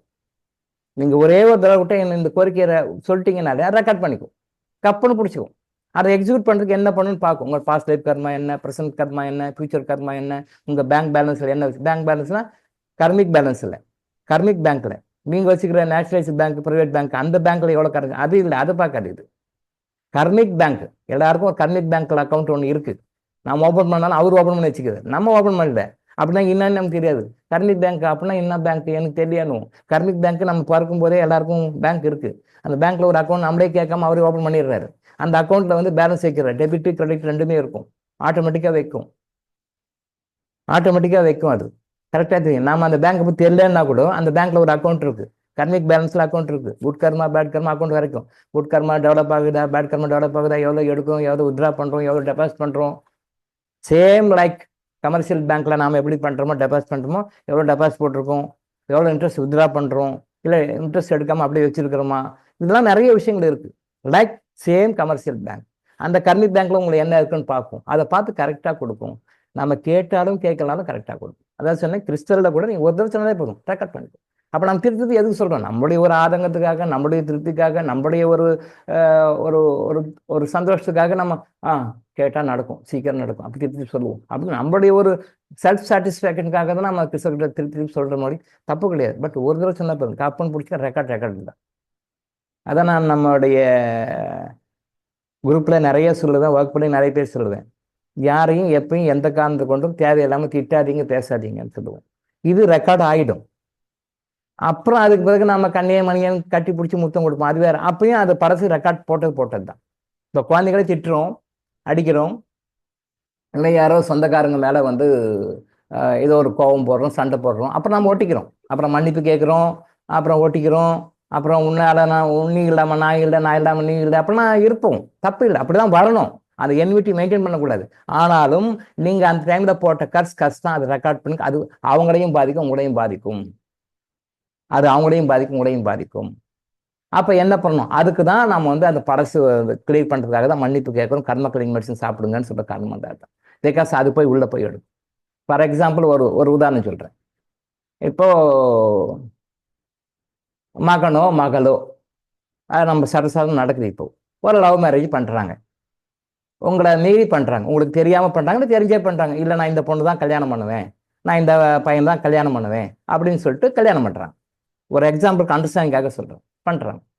அப்ப என்ன பண்ணுவாங்க, அப்படியா நாங்களாம் வரமாட்டோம், நீ செத்தாலும் என் மூஞ்சில முடிக்காது, நான் உன் மூஞ்சில முடிக்க மாட்டேன், என் சொத்துல ஒரு 10 பைசா கிடையாது, என் மூஞ்சில முடிக்காது, நீ வரைய வர அப்படின்னு இவங்களும் டைலாக் பேசுவாங்க. அவரும் டைலாக் பேசுவார், எனக்குலாம் தேவையில்லை, எனக்கு இந்த பொண்ணு தான் உனக்கு மாப்பிள்ள, நீங்களாம் டவுன் கேர் தேவை, அவரும் டைலாக் பேசுவார்.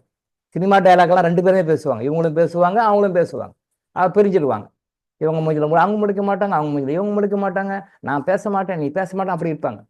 அப்புறம் கொஞ்ச நாள் கழிச்சு ஒரு பேரன் பிறந்தது, பேத்தி பிறந்தது, அப்படி ஏதோ ஒரு சுச்சுவேஷன் சூழ்நிலை, அப்புறம் பாசம் பொங்கும். பேரன் பிறந்துட்டான் போய் பார்க்க போறோம், பேத்தி பிறந்துட்டான் பார்க்க போறோம் அப்படின்னு சொல்லிட்டு பாசம் பொங்கும். அப்புறம் போய் ஒன்னா சேர்ந்துக்குவாங்க. அப்ப என்ன ஆகும், ஒரு காலத்துல சாபம் விட்டவங்க அவங்களே அப்புறம் ஐயா என் பேத்தி, என் பேரன், என் மக, என் மருமக அப்படின்னு சொல்லி அக்செப்ட் பண்ணிக்குவாங்க. இது நடக்குது, நிறைய கேஸ் நடக்குது. நம்மகிட்ட கவுன்சிலிங்காக வர்ற கேஸ், நம்ம டீல் பண்ற நிறைய கேஸ், thousands ஆஃப் கேசஸ் இருக்கு, thousands ஆஃப் கேசஸ் இருக்கு. அப்போ ஒன்னா சேர்ந்துக்கிறாங்க. இப்போ அந்த ஒன்னா சேர்ந்துக்கிறதுதான் முக்கியம், ஒன்னா சேர்ந்துக்கிறதா முக்கியம். அப்படிதான் இருக்கணும். தப்பு பண்ணிட்டான், இது அவங்க டியூ டு பாஸ்ட் லைஃப் கர்மா, அது உங்க பேச்சு கேட்கல, அது தெரியாத போய் லவ் பண்றாங்க, அது ஒரு அது லவ்வே கிடையாது, நம்ம லவ்னு நினைச்சிட்டு இருக்கோம். லவ் எல்லாம் கிடையாது, இட் இஸ் இன்ஃபேச்சுவேஷன், உடற்கவர்ச்சி, அவ்வளவுதான். அந்த டைம்ல வர உடற்கவர்ச்சி. லவ்னு சொல்லிட்டு சினிமாக்காரங்களை கேட்டு ரொம்ப கெட்டு போயிட்டோம். உண்மையான லவ்னா என்னன்னு தெரியல, சினிமாவில் வர லவ்வா பார்க்குறோம், சினிமாவில் வர லவ்வா பார்க்குறோம். தனுஷ் ஓடி ஓடி லவ் பண்றாரு, ஓடி ஓடி லவ் பண்றாரு. அவர் பண்ற படம்லாம் ஏடாகூடமான படமாவே இருக்கும். அவருக்கும் அந்த கதாநாயகிக்கு சம்மந்தமே இருக்காது. இவரே பிளாட்ஃபார்ம், இவரே கேரா பிளாட்ஃபார்ம், ட்ரெயின்ல வித்தவுட்ல போவாரு இல்லையா, சாப்பிட்றதுக்கு காசு இருக்காது, அடுத்தவங்க அண்டி இருப்பாரு. இவர் போய் ஒரு பெரிய மல்டி மில்லியனுடைய பொண்ணை லவ் பண்ணுவார். சரியா, பார்த்துருப்பீங்க உங்க படம், என்ன படம் எனக்கு தெரியாது. அவரே கேரா பிளாட்ஃபார்ம், ஏதோ விவேக் காசுலேயே சாப்பிடுவாரு, வித்தவுட்ல போவார், ஹைதராபாத் ஆந்திரா இதை போவார். அங்கே போய் அந்த பெரிய பணக்காரருடைய பொண்ணை வந்து இவர் லவ் பண்ணுவார். என்னையா நாய் முடி, கொஞ்சமாவது யோசனை வேணாமா? என்னதான் முட்டாள்தனமா படம், நாமளும் காசு கொடுத்து பார்க்கணும் பாருங்க, நம்ம எவ்வளோ போட்டு அறிவாளிங்களா? அவர் போய் அந்த போய் பொண்ணை வாட முடியுமா? அந்த பொண்ணுடைய கம்ஃபர்ட்டை இவரால் கொடுக்க முடியுமா? சொல்லுங்க. எல்லா படமும் அப்படி, தனுஷ் நடிச்ச படம் எல்லாமே அப்படிதான் இருக்கு பெரும்பாலும். நான் படம் பார்த்ததில்ல, படம் பார்த்தேன். சகோதரி வனிதா ஒரு தடவை கேட்டிருந்தாங்களா, சொன்னார், ஆசிரியர் சார் சொன்னார், டாக்டர் வந்து படம் பார்க்கலன்றாரு, ஆனா படத்தை பத்தி அப்போ சீனா எடுத்து விடுறாரு எப்படின்னு கேட்டாங்களா. படம் பார்க்கல படம் பார்க்கலன்னு சொல்றாரு. ஆனா இன்சிடென்ட் எல்லாம் கரெக்டா பண்ணும்போது கரெக்டா சீன் எப்படி சொல்றாரு அப்படின்னு சொல்லி கேட்டேன். ஒரு நாளைக்கு நான் அது விளக்கம் சொல்றேன். எப்படின்னு நான் சொல்றேன். இப்போ டைம் இல்லை, நான் டைம் ஆமா ஐயா. படம் பார்க்கல. வணக்கம் ஐயா. ம் வணக்கம் ஐயா. படம் பாக்குறவங்களே கரெக்டா இந்த அளவுக்கு சொல்ல மாட்டாங்க. நீங்க அப்படியா? கரெக்டா சொல்றீங்க. அப்படியா விஷயம்? படிக்காதவன் படம் பேரு ஐயா. அப்படியா? நான் படம் பார்க்கல, எனக்கு டைம் இல்லை, பார்க்கறது டைமும் கிடையாது. பட் சில இன்சிடென்ட்ல நமக்கு சித்தர்களும் இறைவனும் காட்டி கொடுப்பாங்க. அது படம் பார்த்த மாதிரி நமக்கு தெரியும். படம் நான் பார்க்கலைன்னா எனக்கு தெரியாது. பட் சித்தர்களும் இறைவனும் நமக்கு அது கிளியர் வாய்ஸில் காட்டி கொடுப்பாங்க. கிளியர் வாய்ஸ்லும் கிளியர் ஆடியன்ஸும் நமக்கு காட்டி கொடுப்பாங்க. அதனால அதை அந்த இன்சிடென்ட்டை வந்து அது கூட ஏன் சொல்றேன்னா, சினிமா நமக்கு பிடிக்காத சப்ஜெக்ட் தான். பட் உங்களுக்கு அண்டர்ஸ்டாண்டிங் நீங்கள் அந்த டைம்ல அந்த கேட்ச் பண்ணி மைண்டை பழிச்சுக்கிறதுக்காக தான் நம்ம சொல்றேன். அதாவது ஒரு சகோதரி சொன்னாங்கன்னு சொன்னாங்க, டாக்டர் படம் பார்க்கலன்னு சொல்றாரு, ஆனால் படத்தை மட்டும் கரெக்டாக சொல்றாரு, எப்படி சொல்றாரு அவரு அப்படின்னு கேட்டாங்களா. அது சொல்ல நேரங்களில் ஃபியூச்சர் சொல்ல இதான் விஷயம் வந்துருச்சு. கிட்டத்தட்ட பாதி ஆன்சர்லேயே வந்துச்சு. இந்த கிளியர் ஆன்சர் நமக்கு தெரியும், எது மேட்டர் கரெக்டாக காட்டி கொடுக்கும், கரெக்டாக. அது எப்பயோ கேட்ட விஷயம் இப்போ இன்னைக்கு கிளாஸ்ல வந்து உங்க லைவா சொல்றதுக்கு ஒரு ஒரு ஒரு ஆதாரமாக இருக்கிறதுன்றது தான் விஷயம். அது கரெக்ட் காட்டி கொடுத்துருக்காங்க பாரு. அதுதான் அது பாருங்க, ஓடி ஓடி லவ் பண்ணுவார். ரைட், சந்தோஷம், சம்பந்தமே இல்லை, லவ் பண்ணுவார். ஆனா அது சினிமா, அதை மக்கள் யாரும் உணர்றதில்லை. அவரே ஊதுனா புல்தடிக்கு பயிரிடாத மாதிரி இருப்பார். இப்ப கொஞ்சம் உடம்பு பிடிச்சிருக்கு, அது வேற. அப்ப பழைய படங்கள்ல ஃபூன் ஊதுனா ஊதிடுவார். ஆனா சொண்டு அடிப்பார் பாருங்க, அந்த வில்லன்களை வந்து அப்படி பறந்து அடிப்பாரு, தூக்கி அடிப்பாரு, அப்படி சொண்டு அடி கம்மாடி விடுவான். அவன் விடுறாரு, அவன் ஒன்னு ஜெய்ஜாண்டிக்கு பீப்புள். இவர் அடிப்பாரு விடுவான், அவன் அடிப்பாரு. என்னங்க இது நடைமுறை சாத்தியமா? இது நடைமுறை சாத்தியமா? இது நாமளும் பார்க்குறோம். அவங்களும் மல்டி மில்லியனராக இருக்கிறாங்க, நாமளும் காசு கொடுத்து கடங்காரனா இருக்கிறோம். 10 இருக்கும், நம்ம காசு இல்லை, அவங்க டெவலப் ஆகிறாங்க. இது கான்செப்டே புரியல. ஆனா நல்லா பார்த்துக்கோங்க, இப்படி ஓடி ஓடி லவ் பண்றாரு. நிறைய படம் அந்த மாதிரி 4-5 படம் இருக்குன்னு நினைக்கிறேன். ஓடி ஓடி லவ் பண்றாரு. ஆனா ரஜினிகாந்த் பொண்ணோட வாட முடியுதா? ரியல் லைஃப்ல சொந்த பொண்ணு, எப்பேற்பட்ட மாமனார், எப்பேற்பட்ட மாமியார், எப்பேற்பட்ட ராயல் ஃபேமிலி. அந்த ஃபேமிலியில பொண்ணு கிடைக்காது, கொடுத்து வச்சுக்கணுமா இல்லையா? எவ்வளவு இன்ஃபுளுன்ஸான ஃபேமிலி அது. எதை வேணாலும் சாதிக்க முடியும். சென்ட்ரல் கவர்மெண்ட் சரி, ஸ்டேட் கவர்மெண்ட் சரி, உட்கார்ந்துருந்தா வேலை முடியும். அவங்க சீஃப் மினிஸ்டர் இல்லை, அவங்க பிரைம் மினிஸ்டர் இல்லை. பட் அவர் நினைச்சா எல்லா வேலையும் நடக்கும். அவர் செல்வாக்குள்ள ஒரு குடும்பத்துல அவர் பொண்ணு கட்டிக்கிறாரு, டைவர்ஸ் பண்ணிட்டார். எப்படி இருக்கு? எப்படி இருக்கு? ஓடி ஓடி லவ் பண்றாரு, ஓடி ஓடி வில்லங்களை தாக்குறாரு, சொந்த வாழ்க்கையில சொந்த தாலி கட்ட மனைவி கூட வாழ டைவர்ஸ் பண்ணிட்டார். இதுதான் ரியல் லைஃபுக்கும் நமக்கு இருக்கிற வித்தியாசம். ரியல் லைஃப்னா என்ன, ரியல் லைஃப்னா என்ன, இந்த ப்ரெசன்ட் லைஃப்னா என்ன? இந்த ப்ரெசன்ட் லைஃப்ல இல்லாமல் ரியல் லைஃப் நாம் வந்து குறைச்சி மதிப்பிடுறோம். அதை இமேஜின் பண்ணுற அந்த லைஃப்பை, கற்பனைக்கான அந்த லைஃப்பை தான் நிஜம்னு ஒட்டி பண்ணுறோம். ஏன்னா அந்த லவ்வை பற்றி பேசும்போது அது வந்தது. இப்படித்தான் சினிமாவில் காட்டுற லவ் எல்லாம் லவ், ஓ இப்படி வந்து உயிர் கொடுப்பாரோ, இப்படி வந்து உயிர் கொடுப்பாங்களோ அப்படின்னு கேட்டு கேட்டு லவ் பண்ணி தான் வீணாக போயிட்டு இருக்குது. நேற்று சார் சொன்னார், ஒரு சகோதரர் சொன்னார், அவங்க டாக்டர் வந்து மைனர் டாக்டர் வந்து கடத்திட்டு போய் வச்சுருக்காங்க. அவங்க இன்னொரு 1 வீக்கில் அவங்களுக்கு வந்து அந்த மைனர் டேட்டு முடிஞ்சு மேஜர் ஆகுறாங்க. அதுக்காக அவங்க எங்கே போனாலும் ட்ரேஸ் பண்ண முடியல. பொண்ணை பெற்றவர், பெண்ணுடைய தந்தை, கண்டுபிடிக்க முடியல. இன்னொரு 1 வீக்கில் போச்சுன்னா அவங்க வந்து மேஜர் ஆகிடும், அதுக்கு பிறகு மேரேஜ் பண்ணிக்குவாங்க போல இருக்குது அப்படின்னு சொல்லி அவங்களுடைய குறையை வந்து ஆசிரியர்கிட்ட சொல்லி இதுக்கு தான் என்ன பண்ண முடியுமான்னு கேட்டாருன்னு சொன்னாங்க. ஆசிரியர் கேட்கும்போது மனசுக்கு வருத்தமா இருந்தது. மேஜர் கூட ஆகல, மேஜருக்கே ஒன்று 1 வாரம் இருக்கு. இது என்ன லவ்? இதுக்கு என்ன தெரியும் வாழ்க்கையில? என்ன தெரியுது இதுக்கு? என்ன தெரியும் வாழ்க்கையில் நடக்கட்ட என்ன அனுபவிச்சுட்டு? அந்த மைனர் பொண்ணை நீ லவ் பண்ணி, நீ மேஜருக்கு நெக்ஸ்ட் வீக் நவம்பர்ல ஏதோ 4th 5th வருதான் அந்த டேட்ல வந்து அப்புறம் அவர் மேரேஜ் பண்ணிக்குவாரு. அந்த மாப்பிள்ளை மட்டும் என்ன தெரியும்? என்ன அனுபவிச்சா, என்ன அனுபவம் இருக்கு, என்ன சம்பாதிக்கிறதுக்கு வக்கு இருக்கு, என்ன சம்பாதிச்சு குடும்பத்தை காப்பாற்றக்கூடிய வக்கு இருக்கு, நாளைக்கு பொண்ணை காப்பாற்றக்கூடிய, இதுவும் சரி. எப்படி மைனர் என்ன ஆண்டு அனுபவம் தெரிஞ்சு போச்சு? இதுவும் முட்டாள்தனமா போய் லவ் பண்ணுது. அப்படி என்ன இப்ப தெரியாது, அப்புறம் தெரியும். ஒரு 10 வருஷம் ஆன பிறகு, 5 வருஷம் ஆன பிறகு அப்ப தெரியும். வேடிக்கை பாருங்க. அப்ப பாருங்க, டைவர்ஸ்க்கு அவங்க ஏறுவாங்க, இவங்களும் போவாங்க, அவங்களும் போவாங்க. இதான் லவ். இதான் திஸ் இஸ் கால்ட் இன்ஃபேச்சுவேஷன். மேஜரே ஆகல, அப்படின்னா லவ் அந்த பொண்ணுக்கு என்னமோ அவன் தான் காப்பாற்றி நம்மளை அப்படியே கடத்துக்கு கொண்டு போவான்னு இது நினைச்சிட்டு இருக்குது. அவரும் சரி, இந்த பொண்ணு தான் நமக்கு வாழ்க்கை துணை அப்படின்னு சொல்லிட்டு ரொம்ப பில்டப் பண்ணி அவர் லவ் பண்ணிட்டுக்கிறாரு. வரம்பு தவறிய காதல்கள் இதெல்லாம் எதனால வந்து சினிமாவில் தான். சினிமாவில் அப்படியெல்லாம் காட்டினதுனால தான் இப்படியெல்லாம் நடக்குது. சினிமா நடுவு இருக்கு, கெட்டது இருக்கு, அது தப்பு கிடையாது. நம்ம அதை சொல்லலை, நம்ம குறை சொல்லக்கூடாது. பட் அதை அக்செப்ட் பண்ணிக்கிறோம். நல்லது இருக்கு, கெட்டது இருக்கு. பட் நல்ல விஷயம் நம்ம மக்கள் எடுத்துக்கல, கெட்ட விஷயம் எடுத்துக்கிறாங்க. இதை யோசனை பண்ண மாட்டாங்க. சரி, இவ்வளவு எல்லாம் பண்றாரு தனுஷ், இப்படி எல்லாம் பண்றாரு, ஏன் அவர் சொந்த பொண்டாட்டியை வச்சு வாழல? அவர் ஏன் டைவர்ஸ் பண்ணிக்கிறாரு? என்ன குறை அவங்களுக்கு சொல்லுங்க பார்க்கலாம். டைவர்ஸ் பண்ணுறதுக்கு குறை இருக்கும். நீங்க ஜென்ரலா நீங்க எடுத்தீங்கன்னா ஒருத்தருக்கு ஒரு ஒன்று குறை சொல்லுவாங்க. இந்த குறை சார், அந்த குறை சார், அந்த குறை, மாப்பிள்ளை சைடுன்னு சொல்லுவாங்க, பொண்ணு சைடுன்னு சொல்லுவாங்க. ரைட், ஓகே, அக்செப்ட் பண்ணுங்க. இதுல எந்த குறையும் இருக்கிற மாதிரி தெரியல. ஏதோ இருக்கு, அது வேற மேட்டர், அது இன்டிவிஜுவல் ரீசன், அது வேற. பட் நீங்க ஜென்ரலா நீங்க வந்து ஒரு டைவர்ஸ்க்கு என்னென்ன காரணம்லாம் இருக்கும் அப்படின்னு நீங்க ஜென்ரலா பண்ணீங்க, அதெல்லாம் அவங்ககிட்ட இல்லை, எல்லாமே இருக்கு. அப்படி இருந்தால் ஏன் டைவர்ஸ் பண்றாங்க? பணம் இருந்தா போதும் சார் நம்ம சொல்றோம், பணம் இருந்தால் எல்லாத்தையும் ஓவர்டேக் பண்ணிக்கலாம்னு சொல்றோம். அப்படி இருந்தும் பில்கேட்ஸ் ஏன் அவங்க ஒய்ஃபை டைவர்ஸ் பண்றாரு? உலகத்தே பெரிய பணக்காரரு, இன்டர்நேஷனல் லெவலில் எல்லாமே நடக்கும். ரஜினிகாந்தாவது நேஷனல் லெவலில் தான் நடக்கும். ஒரு விஷயம் நடக்கணும்னா நேஷனல் லெவலில் தான் நடக்கும். பில்கேட்ஸ் நினைச்சாருன்னா எந்த நாட்டு கவர்மெண்ட்டும் மறுத்து வச்சு பேசுறது. அமெரிக்கன் பிரசிடென்ட் சொல்லுங்க சார், சொல்லுங்க நான் பண்றேன்னு ஊருக்கெல்லாம் பெரிய ஆள். அமெரிக்கன் பிரசிடென்ட், அவர் வராரு, இவர் வராரு, இப்படி வராரு, அப்படி வராரு. அவர் இந்தியாவுக்கு வந்தாலும் பில்டப் பண்ணுவாங்க, 10 நாளைக்கு பில்டப் பண்ணுவாங்க. அமெரிக்க அதிபர் வந்து இந்தியாவுக்கு வராருன்னா அவர் வந்து போறதுக்கு வர்றதுலேருந்து போறதுக்கு 10-15 நாளுக்கு பில்டப் பண்ணுவாங்க. அவர் வராரு, வந்தார், போனார். கோடிக்கணக்கான பணம் செலவாகும். இந்திய மக்களுடைய வரி பணம் அப்படி செலவாகும், அப்படி பில்டப் பண்ணுவாங்க. பட்டு அவரையே சலாம் போட வைப்பார் பில்கேட்ஸ். ஒரு வார்த்தை சொன்னா, சொல்லுங்க சார், என்ன சொல்லணும் சொல்லுங்க சார், என்ன பண்ணாலும் பண்றேன் சார், கை கட்டி நிற்பாரு. அதுக்கு தெரியாது, இல்லை, மற்றவங்க நடக்கும். இதான் ஒண்ணு. ஆனா அவர் ஏன் அவங்க ஒய்ஃபை வந்து டைவர்ஸ் பண்றாரு? ஏதோ விஷயம் இருக்கு. இதையெல்லாம் தாண்டி ஏதோ ஒரு விஷயம் இருக்கு.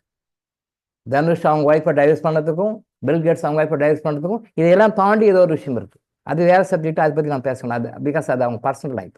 அது நம்ம பப்ளிக் என்ன காரணம் எனக்கு தெரியும், கிளியர் வாயின்ஸில். பட் அது நம்ம பப்ளிக்காக பேசக்கூடாது, அது தப்பு. அது அவங்களுடைய தனிப்பட்ட உரிமை, தனிப்பட்ட வாழ்க்கை.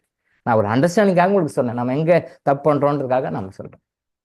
அப்போது வேற எங்கேயோ டைவர்ட் ஆகி பண்ணுறோம், திருப்பி ஊரில் வரும். இப்போது அந்த கல்யாணம் நடக்குது, விருப்பம் இல்லாமல் பண்ணிடுறாங்க. முதல்ல கோச்சிக்கிறாங்க, பேரண்ட்ஸ் கோச்சிக்கிறாங்க. நல்லா நோட் பண்ணிக்காங்க, நான் சொல்கிற விஷயம் நம்ம லைஃப்பில் ரொம்ப சம்மந்தப்பட்ட விஷயம், கதை இல்லை, உண்மையான விஷயம். இதை யாரும் சொல்கிறதுக்கு ஆள் இல்லை, புரிஞ்சுக்கோங்க. அப்புறம் ஒரு பேரனோ பேத்தியை பிறக்குது. அப்புறம் ஒரு காலத்தில் ஒன்றா சேர்ந்துக்கிறாங்க. அப்புறம் இங்கே போகிறாங்க, வர போகிறாங்க. இப்போ அந்த மேரேஜ் ஆகிறதுக்கு முன்னாடி இந்த பேரண்ட்ஸ் கூட அவங்க கூட பிறந்த அப்பா, அக்கா, தம்பிங்க, அந்த உறவினர்கள் எல்லாம் ஒரு கோபம் போட்டிருப்பாங்க, ஒரு நெகட்டிவ் எனர்ஜி கொடுத்துருப்பாங்களா இல்லையா? அந்த பொண்ணு இப்படி போச்சு, அந்த பையன் இப்படி பண்ணிட்டானே, என் பேச்சை கேட்கலையே, எனக்கு கௌரவம் போச்சே, மானம் போச்சே, மரியாதை போச்சே, 4 பேர் மேலே தலை காட்ட முடியலையே, இப்படி பண்ணிட்டானே, அப்படி பண்ண நினைச்சிருப்பாங்களே இல்லையா? இந்த தாட் ஃபார்ம் அவங்களுடைய ஆளால போய் உட்கார்ந்துக்கும், ஸ்ட்ராங்கா உட்கார்ந்துக்கும். அதுக்கு பிறகு நீங்க ஒன்னா கூடிக்கினாலும் அந்த ஒன்னா கூடும்போது வர்ற அந்த அன்பு எனர்ஜி இருக்கும். ஆனா அன்னைக்கு நீங்க போட்ட அந்த கோப எனர்ஜி, சாப எனர்ஜி, நீங்க என்னென்ன நெகட்டிவா திட்டினீங்களோ பண்ணீங்களோ அந்த எனர்ஜி அப்படியே இருக்கும். அது மாறவே மாறாது. அது அவங்களுடைய வாழ்க்கையில விளையாடும். இப்ப இதுக்கு நீங்க என்ன பண்ணுவீங்க? இப்ப சொல்லுங்க. இப்ப நீங்க என்ன பண்ணுவீங்க? இந்த மாதிரி கேஸ் நிறைய இருக்கு, நிறைய கேஸ். ஒரு கேஸ்க்கு நான் சொல்லுவேன், எவிடன்ஸோட ப்ரூவ் பண்ணுவேன். நான் ஒரு 1000 கேஸ் மேல சொல்லலாம். அதை பத்தி ஒரு 1000 கேஸ் சொல்லலாம். சம்மதம் இல்லாமல் திருமணம் செஞ்சு கொடுத்துட்டு பொண்ணோ பையனோ, அதுக்கு பிறகு இன்னைக்கு ஒன்னா கூட்டிட்டு இருக்காங்க. நீ இன்றி நான் இல்லை, நான் இன்றி இல்லைன்னு இருக்கிறாங்க. நிறைய உதாரணங்கள். ஒரு இன்சிடென்ட்டை நான் பார்க்குறேன். அந்த அம்மா வந்து கர்ப்பிணி பெண்ணா இருக்குது. கர்ப்பிணி பெண் நிறைய மாத கர்ப்பிணியா இருக்கு. அவங்க தம்பி வந்து கல்யாணம் பண்ணிட்டார், லவ் மேரேஜ் பண்ணிட்டார். அப்போ அதுக்கு எல்லாருமே ஒரு கமெண்ட் கொடுக்குறாங்க. எல்லாரும் அவங்க வீட்டில் சரியான, அப்புறம் கடைசியில் அவர் தெரியாமல் ரகசியமாக ஒரு அந்த பொண்ணை கூப்பிட்டு போய் தனியாக கல்யாணம் பண்ணிக்கிறாரு. அது வேற மேட்ரு. பட் அந்த சாபங்கள்லாம் விடுறாங்க பார்த்தீங்களா? இந்த சாபங்கள் அதை எதேர்ச்சியாக என்னால் கேட்க முடியுது. சொல்கிற சமாதானத்தை கூட அவங்க கேட்டுக்கல. அப்படி பேசுகிறாங்க அந்த அம்மா, அப்படி பேசுகிறாங்க. இப்போ நினச்சாலே ஏதோ ஒரு படத்தில் ஏதோ வடிவேலு திட்டி காதுலலாம் இப்படி புகை மாதிரி போகும் பார்த்து. ஏதோ படத்தில் யாரோ திட்டுவாங்க, ஏதோ ஹோட்டலில் கண்ணாப்பினா அந்த லேடி திட்டும், இவர் திட்டு வாங்கிட்டு வருவார். அது படத்தில் காமெடியாக காட்டுவாங்க. இந்த காலை வாங்கி இந்த காலை அப்படி புகையாக போகும். அந்த மாதிரி அந்த ஃபீலிங், அந்த மாதிரி புகையாக போகிற அளவுக்கு இப்போ நினச்சாலே எனக்கு கலங்குது. இப்படி எல்லாமா பேசுவாங்க. ஆனால் அது பின்காலத்தில் அதுக்கு பிறகு எல்லாம் ஒன்றாயிட்டாங்க. அப்போ ஒரு ஃபங்க்ஷனில் போகிறாங்க. அதையும் நான் பார்க்குறேன். டார்லிங் கட்டி பிடிச்சிட்டு போகிறாங்க. யாரெல்லாம் வேணான்னு சொல்லிட்டு அவ்வளோ அதான் சொன்ன பார்த்தீங்களா, வடிவேலு படத்தில் காதில் புகை போகிற மாதிரி பேசினவங்க டார்லிங்னு அது பப்ளிக்கில் கட்டி பிடிச்சி போகிறாங்க.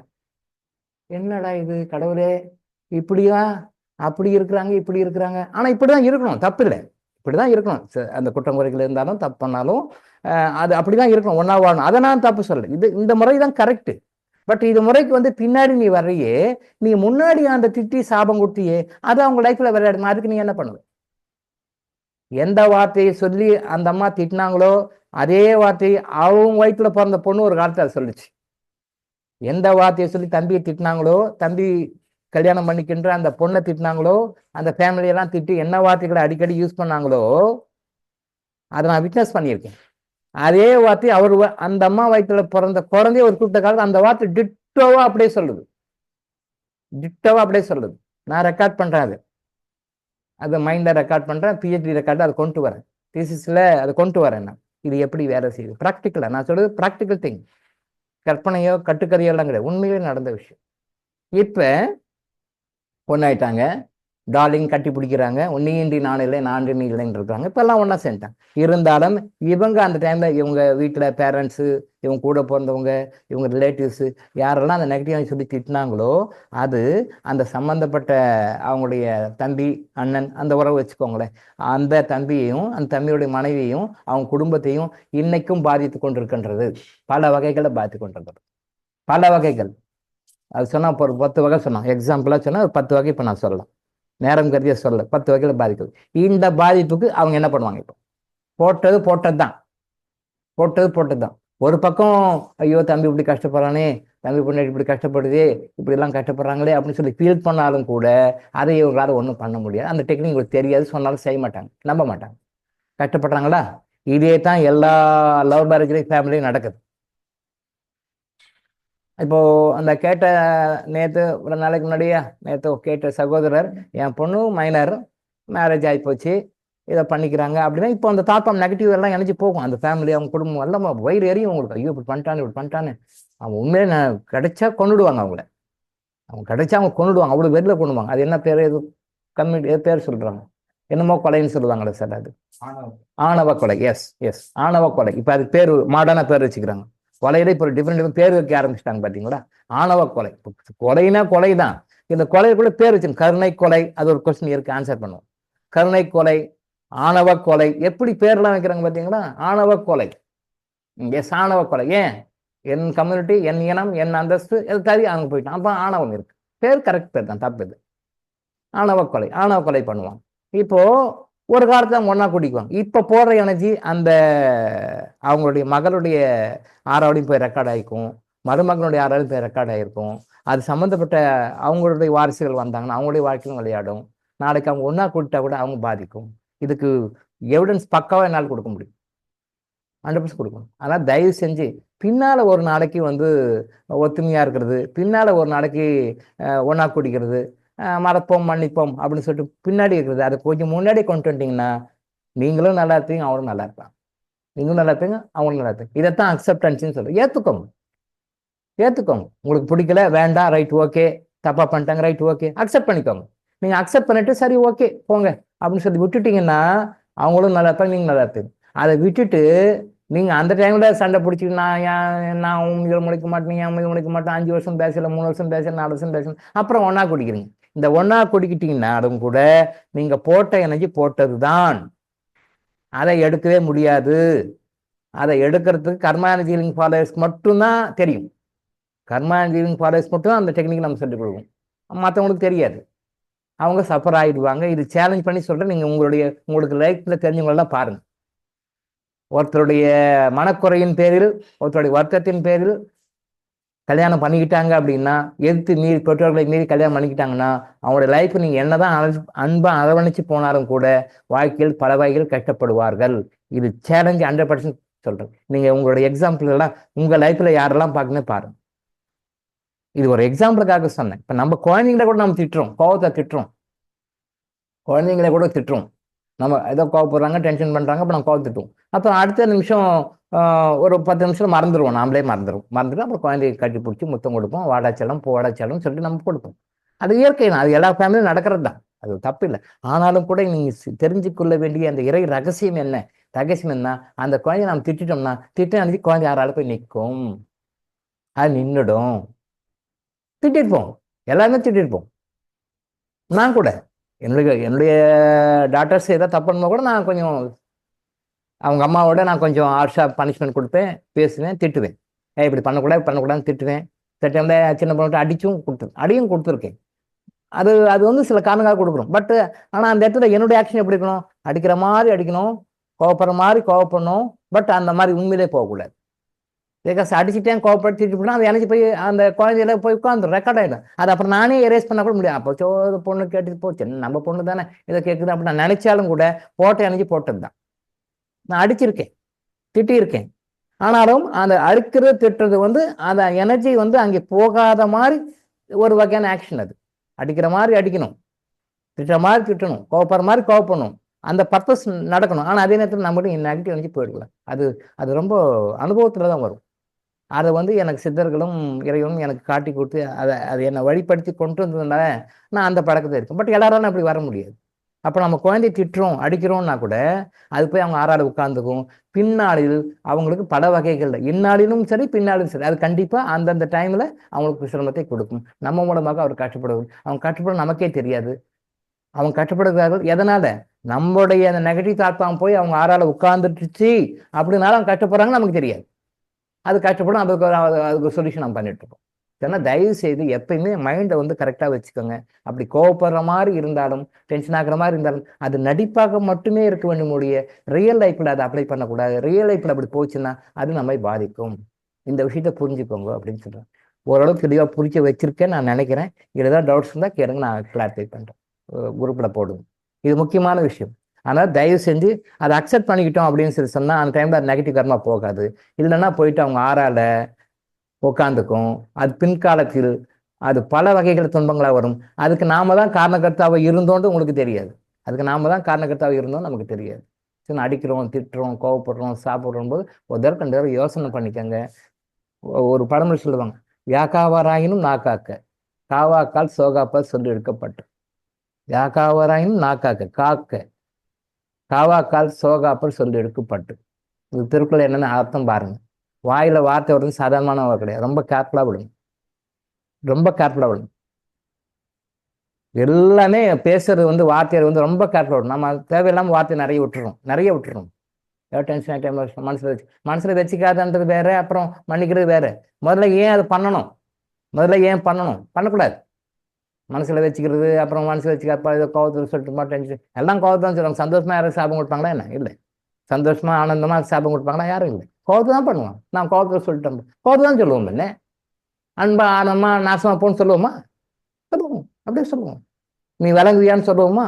கோவத்தை தான் சொல்லுவோம். நான் கோவத்தை தெரியாமல் சொல்லிட்டேன், தப்பு. அதை அடக்கத்துக்கு தெரியும், எப்படி கொண்டு வரணும்னு சொல்லி தெரியும். அப்போ யாரையுமே வந்து நீங்க அதை கோவமா டென்ஷனா பேசாதீங்க. பேசுற வார்த்தைகள் வந்து ரொம்ப அப்படியே நிற்கும். அது திருவள்ளுவர் ரொம்ப தெளிவா சொல்லியிருக்காரு.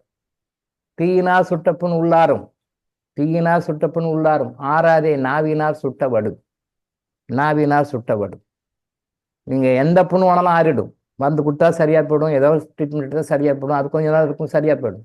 பட் நாவினால் சுட்டவிடும். நாக்கில் ஒரு வார்த்தை தேவையில்லாமல் ஒரு வார்த்தை வந்துருச்சுன்னா அது அவங்க மனசுல பதிஞ்சிடுச்சுன்னு வச்சுங்க. அவங்க எந்த அளவுக்கு எடுத்துக்கிறாங்கன்ற பொறுத்து அது பல வகையில பல மனங்களை நோக்கடிக்கும்.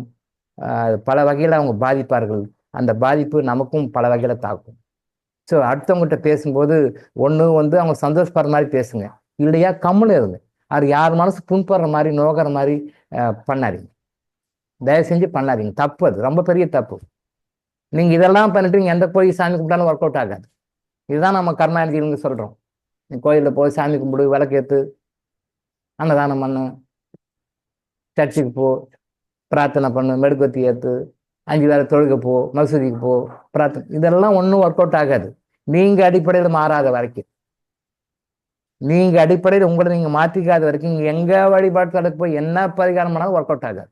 பிகாஸ் அது வந்து உங்களோட நெகட்டிவ் கர்மா உங்க ஆறால் வந்து உட்காந்து. தீயினால் சுட்டப்புண் உள்ளாரும் ஆறாதே நாவினால் சுட்டவடு. அது மறக்கவே முடியாது. அவங்க மனசுல அந்த புண் இருக்கிற வரைக்கும், வலி வேதனை இருக்கிற வரைக்கும், அந்த உங்க சோலார் பிளக்ஸ்ல அந்த கான்டாக்ட் வந்துட்டு எத்தனை வருஷம் ஆனாலும் இது நிறைய பேர் தெரியாது. நம்ம பார்க்குறோம் இப்படி டாக்டர் எல்லாம் உட்காந்துருக்கிறார், நீங்கள் உட்காந்துருங்க. நம்ம எத்தனை பாண்டில் இருக்கும், இன்விசிபிள் லிங்க்ல பாண்ட் இருக்கும், உங்களுக்கு நிறைய பேர் தெரியாது. நிறைய பேருக்கு தெரியாது. அவ்வளோ பாண்ட் இருக்கும். ஏன்னா இன்விசிபிள் ரேஸ், கண்ணுக்கு தெரியாத இன்விசிபிள் ரேஸ். அவ்வளோ கனெக்ஷன் இருக்கும். நம்ம பார்க்குறோம் இது ஆறா, இது உடம்பு, இது உடம்பு. இல்லை இல்லை இல்லை இல்லை. இப்போ இப்போ நம்ம எடுத்தோம்னா லட்சக்கணக்கான ரேஸ், லட்சக்கணக்கான கார்ட்ஸ் இழைகள், அத்தனை இழைகள் வந்து நம்மளோட லைஃப்ல சம்மந்தப்பட்டவங்கலாம் லிங்க் இருக்கும். அது நீங்கள் எந்த ஸ்கேன்லையும் தெரியாது. அது வந்து கிளியர்வான்ஸில் பார்த்தா தெரியும். பட் எந்த ஸ்கேன்லையும் தெரியாது. அதை கண்டுபிடிக்கக்கூடிய எக்யூப்மெண்ட் இன்னைக்கு வரைக்கும் யாரும் கண்டுபிடிக்கல. ஏன் மன்னிப்பு கேட்குறோம் ஒருத்தருக்கும்? யாரோ ஸ்கூலில் படிக்கும்போது நம்ம டீச்சரை திட்டியிருப்போம், அல்ல அவங்க நம்மளை திட்டியிருப்பாங்க. அந்த கார்டு இன்னைக்கும் வேலை செய்யும். அது நம்ம மறந்துட்டு இருப்போம், நாமே மறந்துட்டு இருப்போம். ஆனால் மன்னிப்பு கேட்கணும் ஏன் வருது? அந்த 84 daysல மன்னிப்பு கேட்கும் பொழுது, அந்த பெரியவங்கிட்ட மன்னிப்பு கேட்கும்போது டீச்சர்ஸ் கிட்ட கேளுங்க, டீச்சர்ஸோடைய வாய்ப்புகிட்ட கேளுங்க. ஆண்களாக இருந்தால் அந்த ஆசிரியர்களுடைய மனைவிமார்கிட்ட கேளுங்க, பெண்களாக இருந்தால் அந்த ஆசிரியர்களுடைய கணவன்மார்கிட்டையும் கேளுங்கன்னு சொல்றாங்க. அது சாதாரணமான விஷயம் இல்லை. அதை பத்தி பேசினாலே 10 நாளைக்கு பேசலாம். ஏன் இதை மட்டும் இதுக்காக சொல்லப்படுது?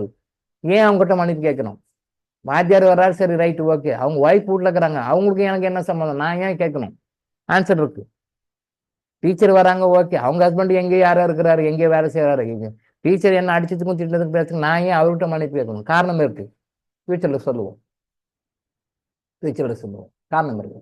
இந்து மதத்தில் சொல்லியிருக்கிறாங்கன்னா காரணத்தோட தான் சொல்லியிருக்காங்க. அந்த காரணத்தை பற்றி பேசுனா அவ்வளோ விஷயம் இருக்கு. அந்த மன்னிப்பு கேட்கணும், அவங்ககிட்ட மன்னிப்பு கேட்கணும், மன்னிப்பு கொடுக்கணும். அதை கேட்கும்போது நம்ம டிஎன்ஏ இருக்கிறதெல்லாம் நெகட்டிவ் போகுது.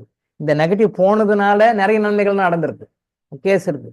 ஸ்கூல்ல படிக்கும்போது டீச்சர்ஸ் கிட்ட மன்னிப்பு கேட்டதுனால அவங்களுடைய கணவன் மனைவி கிட்ட, ஆசிரியர்கிட்டும் அவங்களுடைய வாழ்க்கை துணைகிட்ட மன்னிப்பு கேட்கறதுனால இவங்க ஜாப் கிடைச்சிருக்கு, பிசினஸ் நல்லா ஆயிருக்கு, நல்லா டெவலப் ஆகிருக்கிறாங்க, மேரேஜ் ஆகிருக்கு.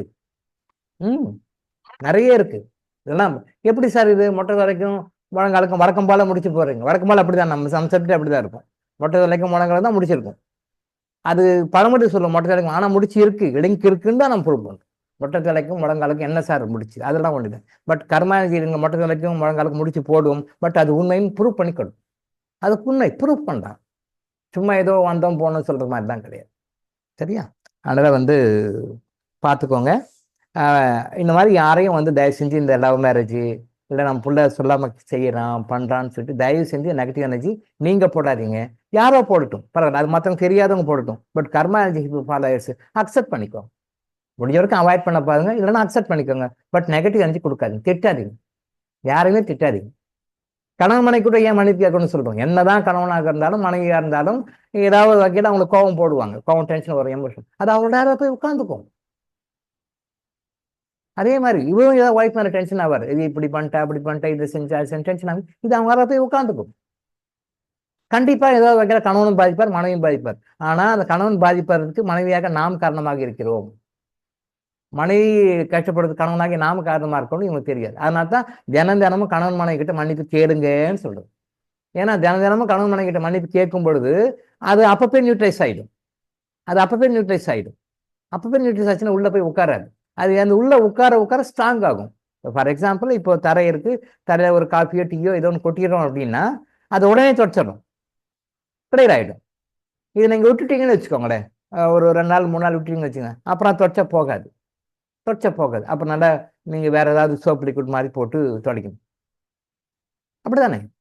நாளாக இல்லை அதை அப்படியே விட்டுங்க, வருஷங்களுக்குள்ள விட்டீங்க, ஒரு 2 வருஷம் கழிச்சு தான் பார்க்குறீங்க, அப்போ கொட்டினக்கரை இப்போ என்ன துடைச்சாலும் போகாது. அப்போ வந்து அந்த ரொம்ப ஹார்டான கெமிக்கல்ஸை போட்டு அந்த லிக்விட், சோப் லிக்விடை விட ஹார்டாக போடுவாங்க, ஆசிட் வாஷ்னு சொல்லுவாங்க. அந்த ஆசிடை போட்டு கிளீன் பண்ணணும். சாதாரணமாக துடைக்க வேண்டியது ஒரு 2 வருஷம் விட்டுட்டீங்க, அப்புறம் அதுக்கப்புறம் நீங்கள் ஆசிட் வாஷ் போட்டு ஆசிட் துடைச்சாலும் போகணும், அது போகாது இல்லையா? அதே மாதிரி தான் அந்த நம்ம கிட்ட நம்ம ஆறால வந்து உட்கார்ற நெகட்டிவ் கர்மாவை அன்னன்னைக்கே கிளன்சிங் பண்ணிட்டீங்க. ரொம்ப ஈஸி. இப்போ நான் சொல்ற மாதிரி ரொம்ப ரொம்ப ஈஸி. அப்பயே கிளிச் பண்ணி போயிடலாம். அதனால தான் தயவு செஞ்சு ஒரு மன்னிப்பு கேட்கறதுக்கு குறைஞ்சபட்சம் ஒரு 1/2 மணி நேரம் 1 மணி நேரம் ஒதுங்க. அதில் அவ்வளோ பெனிஃபிட்ஸ் கிடைக்கும். அவ்வளோ விஷயம் இருக்காது. மன்னிப்பு கேட்டு மன்னிப்பு கொடுக்கறதுல அன்னன்னைக்கு நெகட்டிவ் கர்மா அன்னன்னைக்கு கிளியர் பண்ணிடுறோம். நீங்க எதுல போனா இந்த மாதிரி ஒரு சாதனையை சாதிக்க முடியாது. நீங்க இதுக்கெல்லாம் டைம் இருக்காது, வேற எதுல போய் டைம் சேவ் பண்ணி நீங்க ஒன்றும் சாதிச்சிட முடியாது. அதெல்லாம் சாதிக்க முடியாம தடங்கள் பண்ணி நிற்கும் இது. அப்போ நீங்க அன்னன்னைக்கு இந்த மாதிரி உறவுகள்கிட்ட இந்த மாதிரி அது நம்ம சொல்லுவோம், அது ஆஃப்டர் தீபாவளி அதுவும் சொல்லுவோம், டே டு டே இதில் சொல்லும்போது அது இருக்கு, ப்ரோட்டோக்காலில் இருக்கு, சொல்லிக் கொடுப்போம். டெய்லி நைட்டில் படுக்கும் போகும்போது யாராக்கிட்ட மன்னிப்பு கேட்கணும், நான் ஃபுல்லாக கேட்கணும்னா சும்மா ஒரு 2 வரியில் கேட்கலாம், சிம்பிளிஃபை சொல்கிறேன். நான் அந்த மன்னிப்பு ஐக்கில் ரெடி பண்ணி கொடுக்குறேன். அது மன்னிப்பு ஐக்கில் அதையும் அன்னைக்கு சகோதரர்கள் ஜெகதீஷ் சார் ஃபேமிலி வந்திருந்த போது அது பற்றி டிஸ்கஸ் பண்ணோம். அதெல்லாம் ஆட் பண்ணி சிம்பிளிஃபைடா எல்லாருக்கும், அதாவது எல்லா டைம்லையும் எல்லா சூழ்நிலையும் கேட்க முடியாது. அது சும்மா 2-3 வேலை கிறிஸ்பா.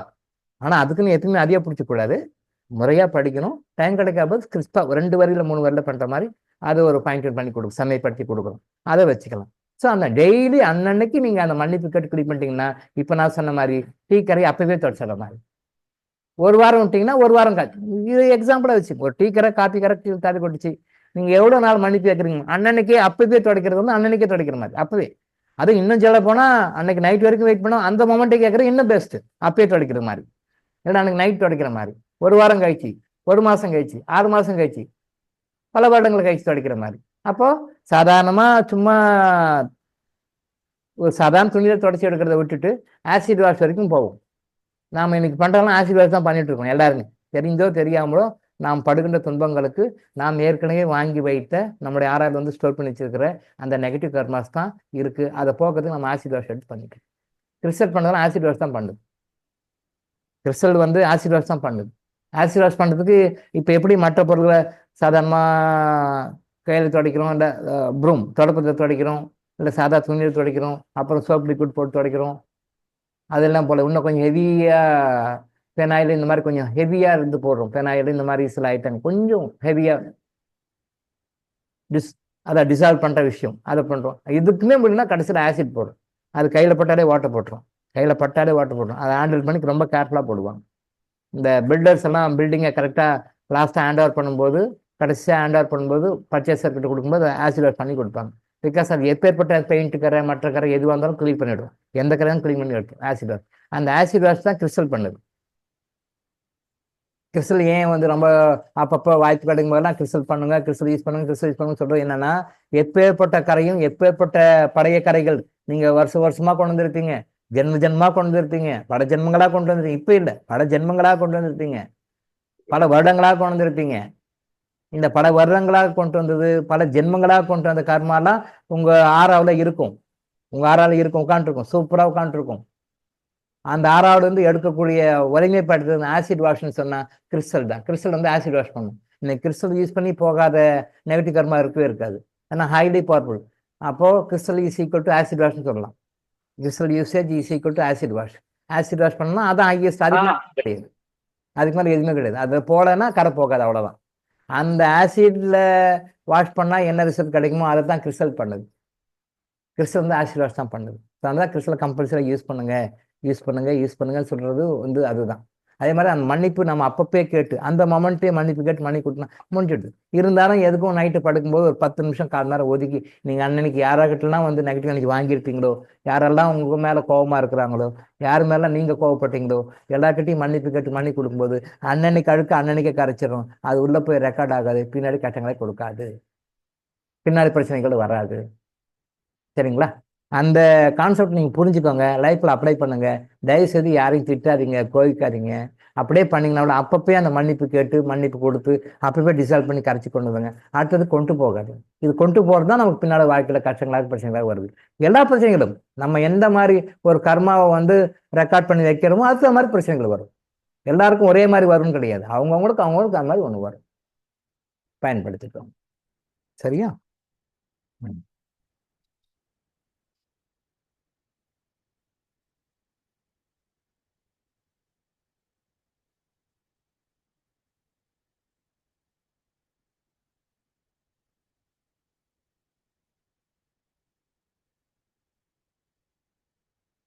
சகோதரர் சங்கர்னு ஒருத்தர் ஒரு கொஸ்டின் போட்டிருந்தாரு.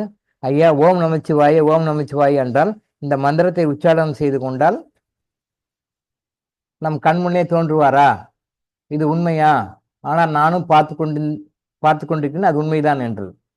அதுக்கு வந்து சகோதரர் ஜிஆர் போட்டிருக்காரு. 1 வருடம் 2 வருடம் அல்ல, தொடர்ந்து 1000 வருடம் இமாலயத்தில் ஒருவர் பஞ்சாட்சர மந்திரம் உபதேசம் செய்து மேன்மை அடைய முடியவில்லை. அதனை சர்க்குரு ஈஸ்வர் பட்டர் அறிந்து அவரால் ஆட்கொள்ளப்பட்ட ஞானகுருவால் பழனியிலிருந்து நேரில் சென்று அவர் அமர்ந்திருந்த குகைக்குள் சென்று அந்த ஜீவனுக்குரிய வழிகாட்டப்பட்டு மேன்மையடை செய்தனர். அதுக்கு ரெஃபரன்ஸ் போட்டிருக்காரு நூலாதாரம் உயிரே கடவுள் ஞானகுரு. கரெக்ட், 100% உண்மைதான். அதாவது வந்து மந்திரம் சொல்றோம் அப்படின்னா கூட அந்த மந்திரத்துக்கு வந்து ஒரு பவர் இருக்கணும். அந்த மந்திரத்தை எப்படி யூஸ் பண்ணணும்னு சொல்றோம்.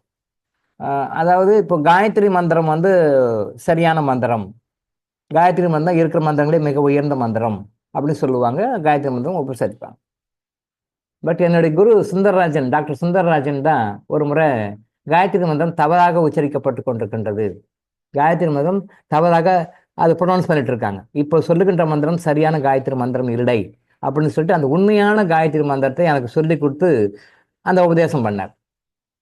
ஆச்சரியமா இருந்தது. எப்படி இது காலங்காலமாக காயத்ரி மந்திரம் சொல்லிட்டு இருக்காங்க, நம்ம எல்லாரும் கேட்டுக்கோம், ஓம் பூர் பூவஸ் ஆரம்பிக்கும், அதில் அந்த 4 வரி மந்திரத்தை சொல்கிறோம். ஆனால் அது நீங்கள் வந்து எப்படி இதை சொல்கிறீங்க, இது தப்புன்னு சொல்கிறீங்க, இதுதான் சரியானது இல்லை, இது தப்பானு சொல்லிட்டு எல்லாருமே தப்பாக தான் சொல்லிட்டு இருக்காங்க. நிறைய அமைப்புகள் இருக்குது, எல்லா அமைப்புகளும் வந்து காயத்ரி மந்திரத்தை டீல் பண்ணுறாங்க சொல்கிறாங்க. ஒரு அமைப்பு வந்து அது காயத்ரி மந்திரம்னே ஒரு காயத்ரி பரிவார்னு ஒரு குரூப் இருக்குது, காயத்ரி மந்திரம்னு சொல்லிட்டு இருக்காங்க. பட் நீங்கள் எப்படி தப்பு சொல்கிறீங்க அப்படின்னு சொல்லி கேட்டபோது எனக்கு அது விளக்கி அதை புரிய வச்சார். நிறைய அதை விளக்கி அந்த உண்மையான காயத்ரி மந்திரம் அது என்ன, அது ஏன் இப்படி அப்படியே மாறி மாறி வந்தது, அது ஏன் இப்படி காலப்போக்கில் கால வழக்கில் அப்படியே மாறி மாறி வந்தது, எந்தெந்த காலகட்டங்கள் எப்படியெல்லாம் மாறி வந்து இன்னைக்கு தவறாக ப்ரொனவுன்ஸ் பண்ணப்பட்டிருக்கின்றது அப்படின்னு சொல்லி அது எனக்கு நிரூபித்து காட்டினார். அப்போதான் புரிஞ்சது, ஓ இப்படியா விஷயம்.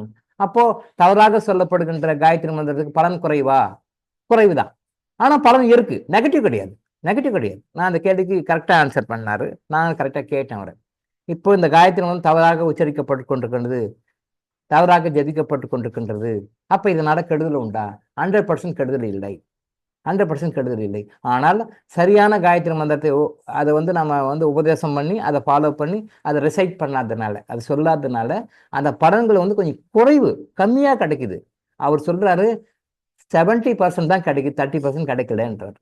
70% தான் இன்னைக்கு காயத்ரி மந்திரத்துக்கு உண்டான வேல்யூ கிடைக்குது, 30% கிடைக்கல அப்படின்னு சொன்னார். ஆனால் 30% எப்படி கிடைக்கலன்னு அது எனக்கு ப்ரூவ் பண்ணி காட்டினா, அதை உணர்த்தி காட்டினார். ஒரு 48 நாள் டைம் எடுத்து எனக்கு நிறைய பயிற்சிகள்லாம் கொடுத்து அதை அப்படியே ப்ரூவ் பண்ணி வச்சு அதை அதை அதை என்னை உணர வச்சார். அது உண்மை. நான் ஏற்கனவே வகுப்புகள் கூட சொல்லியிருக்கேன், புதுசாக வந்தவங்களுக்கு தெரியாது. அம்மா வந்து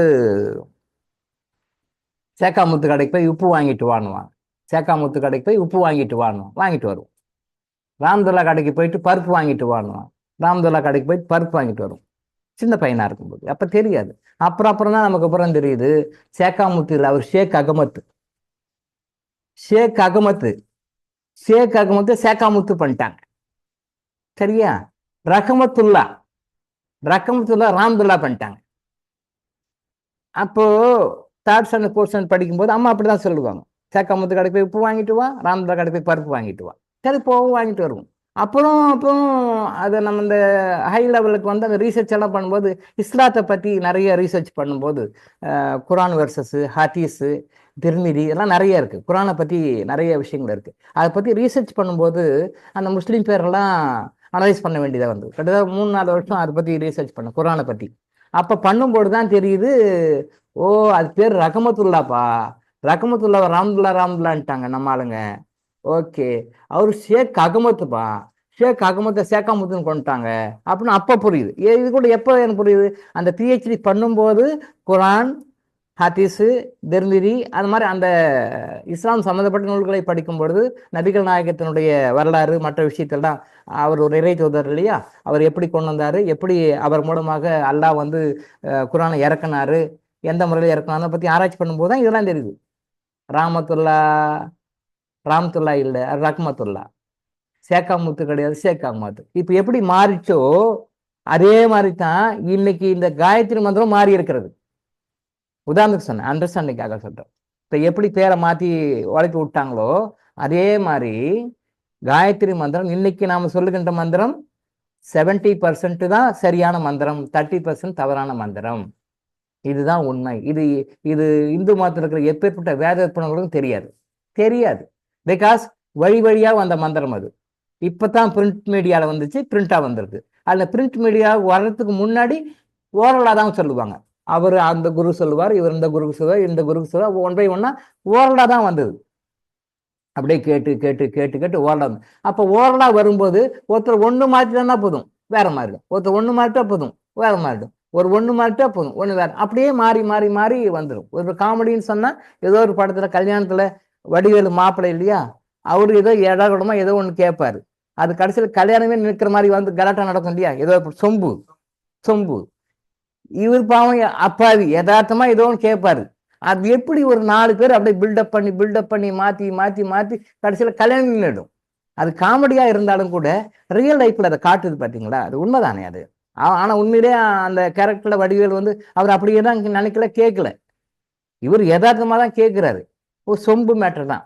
அது கடைசியில கல்யாணம் நிற்கிற அளவுக்கு அப்படியே மாற்றி மாறி இவர் அப்படி பில்டப் பண்ண அப்படியே பில்டப் பண்ணி பண்ணி பண்ணி அதை கொண்டாங்க. ரியலிஸ்டிக்கா வந்து அது சினிமால காட்டியிருந்தாலும் கூட அதுதான் உண்மை வாழ்க்கையில். இப்படித்தான் மந்திரங்களும் மாறி போச்சு. இப்ப நம்ம சொல்லுகிற மந்திரங்கள் இது காயத்ரி இருக்கு, இன்னும் நிறைய மந்திரங்களும் இருக்குன்னு சொன்னாரு. காயத்ரி மந்திரம் மட்டும் இல்லை, நம்ம சொல்லுகின்ற மந்திரங்கள் நிறையவே எல்லாம் மாறி இருக்கு. பிகாஸ் பிரிண்ட் மீடியா இப்பதானே வந்தது, கொஞ்ச நாளைக்கு முன்னாடி தானே வந்தது. அதுக்கு முன்னாடி ஓடை சுவடிகள் இருந்தது, அவ்வளவுதானே. அதுக்கு முன்னாடி என்ன இருந்தது, ஒண்ணுமே இல்லை, எல்லாமே ஓரலா தான். குரு அவர் சிசு சொல்லுவார், அவர் அடுத்த சிசு சொல்லுவார், அவர் இப்படியே தான் அந்த வேத காலம் முதல் கொண்டு நம்ம இப்படிதான் வந்தது. அப்ப வேத காலம் முதல் எப்படி மாறும்போது இப்ப சாதாரண பேர் எப்படி மாறிச்சோ அதே மாதிரி தான் அதுவும் மாறிச்சு. மந்திரங்களும் மாறி போச்சுன்னு சொல்லி சொன்னாரு. எனக்கு காயத்ரி மந்திரத்தை வந்து அதை ப்ரூவ் பண்ணி காட்டினாரு. இதே மாதிரி தான் நிறைய மந்திரங்கள்லாம் அப்படி மாறி இருக்கு. ஆனா என்ன, மந்திரங்கள் வந்து பாசிட்டிவான வைப்ரேஷன் அப்படின்றதுனால தப்பா சொன்னாலும் சரி, குறையா சொன்னாலும் சரி, விடுபட்டாலும் சரி, நன்மைகள் கொஞ்சம் குறையுமே ஒழிய நன்மைகள் மட்டும்தான், கெடுதல் கிடையாது அப்படின்னு சொன்னார். அதர்வண வேத மந்திரத்துல தீமை செய்வதற்காக இந்த ஏவல் பில்லி சூனியம் இந்த மாதிரி விஷயங்களுக்காக, தப்பான விஷயங்களுக்காக பயன்படுத்துகின்ற மந்திரங்கள்ல மட்டும்தான் தவறுகள் பண்ணா அது பனிஷ்மெண்ட் உடனே கிடைக்கும், இன்ஸ்டண்டா கிடைக்கும். சில பேர் வந்து இந்த மந்திரவாதி ரத்தம் கக்கி செத்தாரு அப்படிங்கிறதெல்லாம் கேள்விப்பட்டிருக்கோங்க. அதெல்லாம் உண்மைதான். அது மந்திரவாதி ரத்தம் கக்கி செத்தாருன்னு கேள்விப்பட்டிருக்கோம், பேப்பர்லையும் பார்த்துருக்கோம், சினிமாலையும் பார்த்துருக்குறோம், ரியல் லைஃப்லையும் கேள்விப்பட்டிருக்கோம். அது என்னன்னா அது மாதிரி நெகட்டிவ் பர்பஸ், இந்த ஏவல் பில்லி சூனியம் வேற நிறைய விஷயமெல்லாம் இருக்கு நெகட்டிவ். அந்த விஷயங்களை செய்யும்போது அந்த நெகட்டிவ் மந்திரங்களை அவங்க யூஸ் பண்ணுவாங்க. அந்த நெகட்டிவ் மந்திரங்களை யூஸ் பண்ணும்பொழுது சில அந்த அச்சரங்கள் பிரசிடும். தப்பா அவர் குரு தப்பா சொல்லி கொடுப்பாரு, இல்லை அவர் சொன்னதை இவர் தப்பா பண்ணியிருப்பாரு, இது மாதிரி ஏதாவது தப்பா ஒரு சின்ன மிஸ்டேக் ஆச்சுன்னா கூட அது அப்படியே ரிவர்ஸ் ஆகி அடிச்சிருக்கும். அந்த மாதிரியான மந்திரம் அது.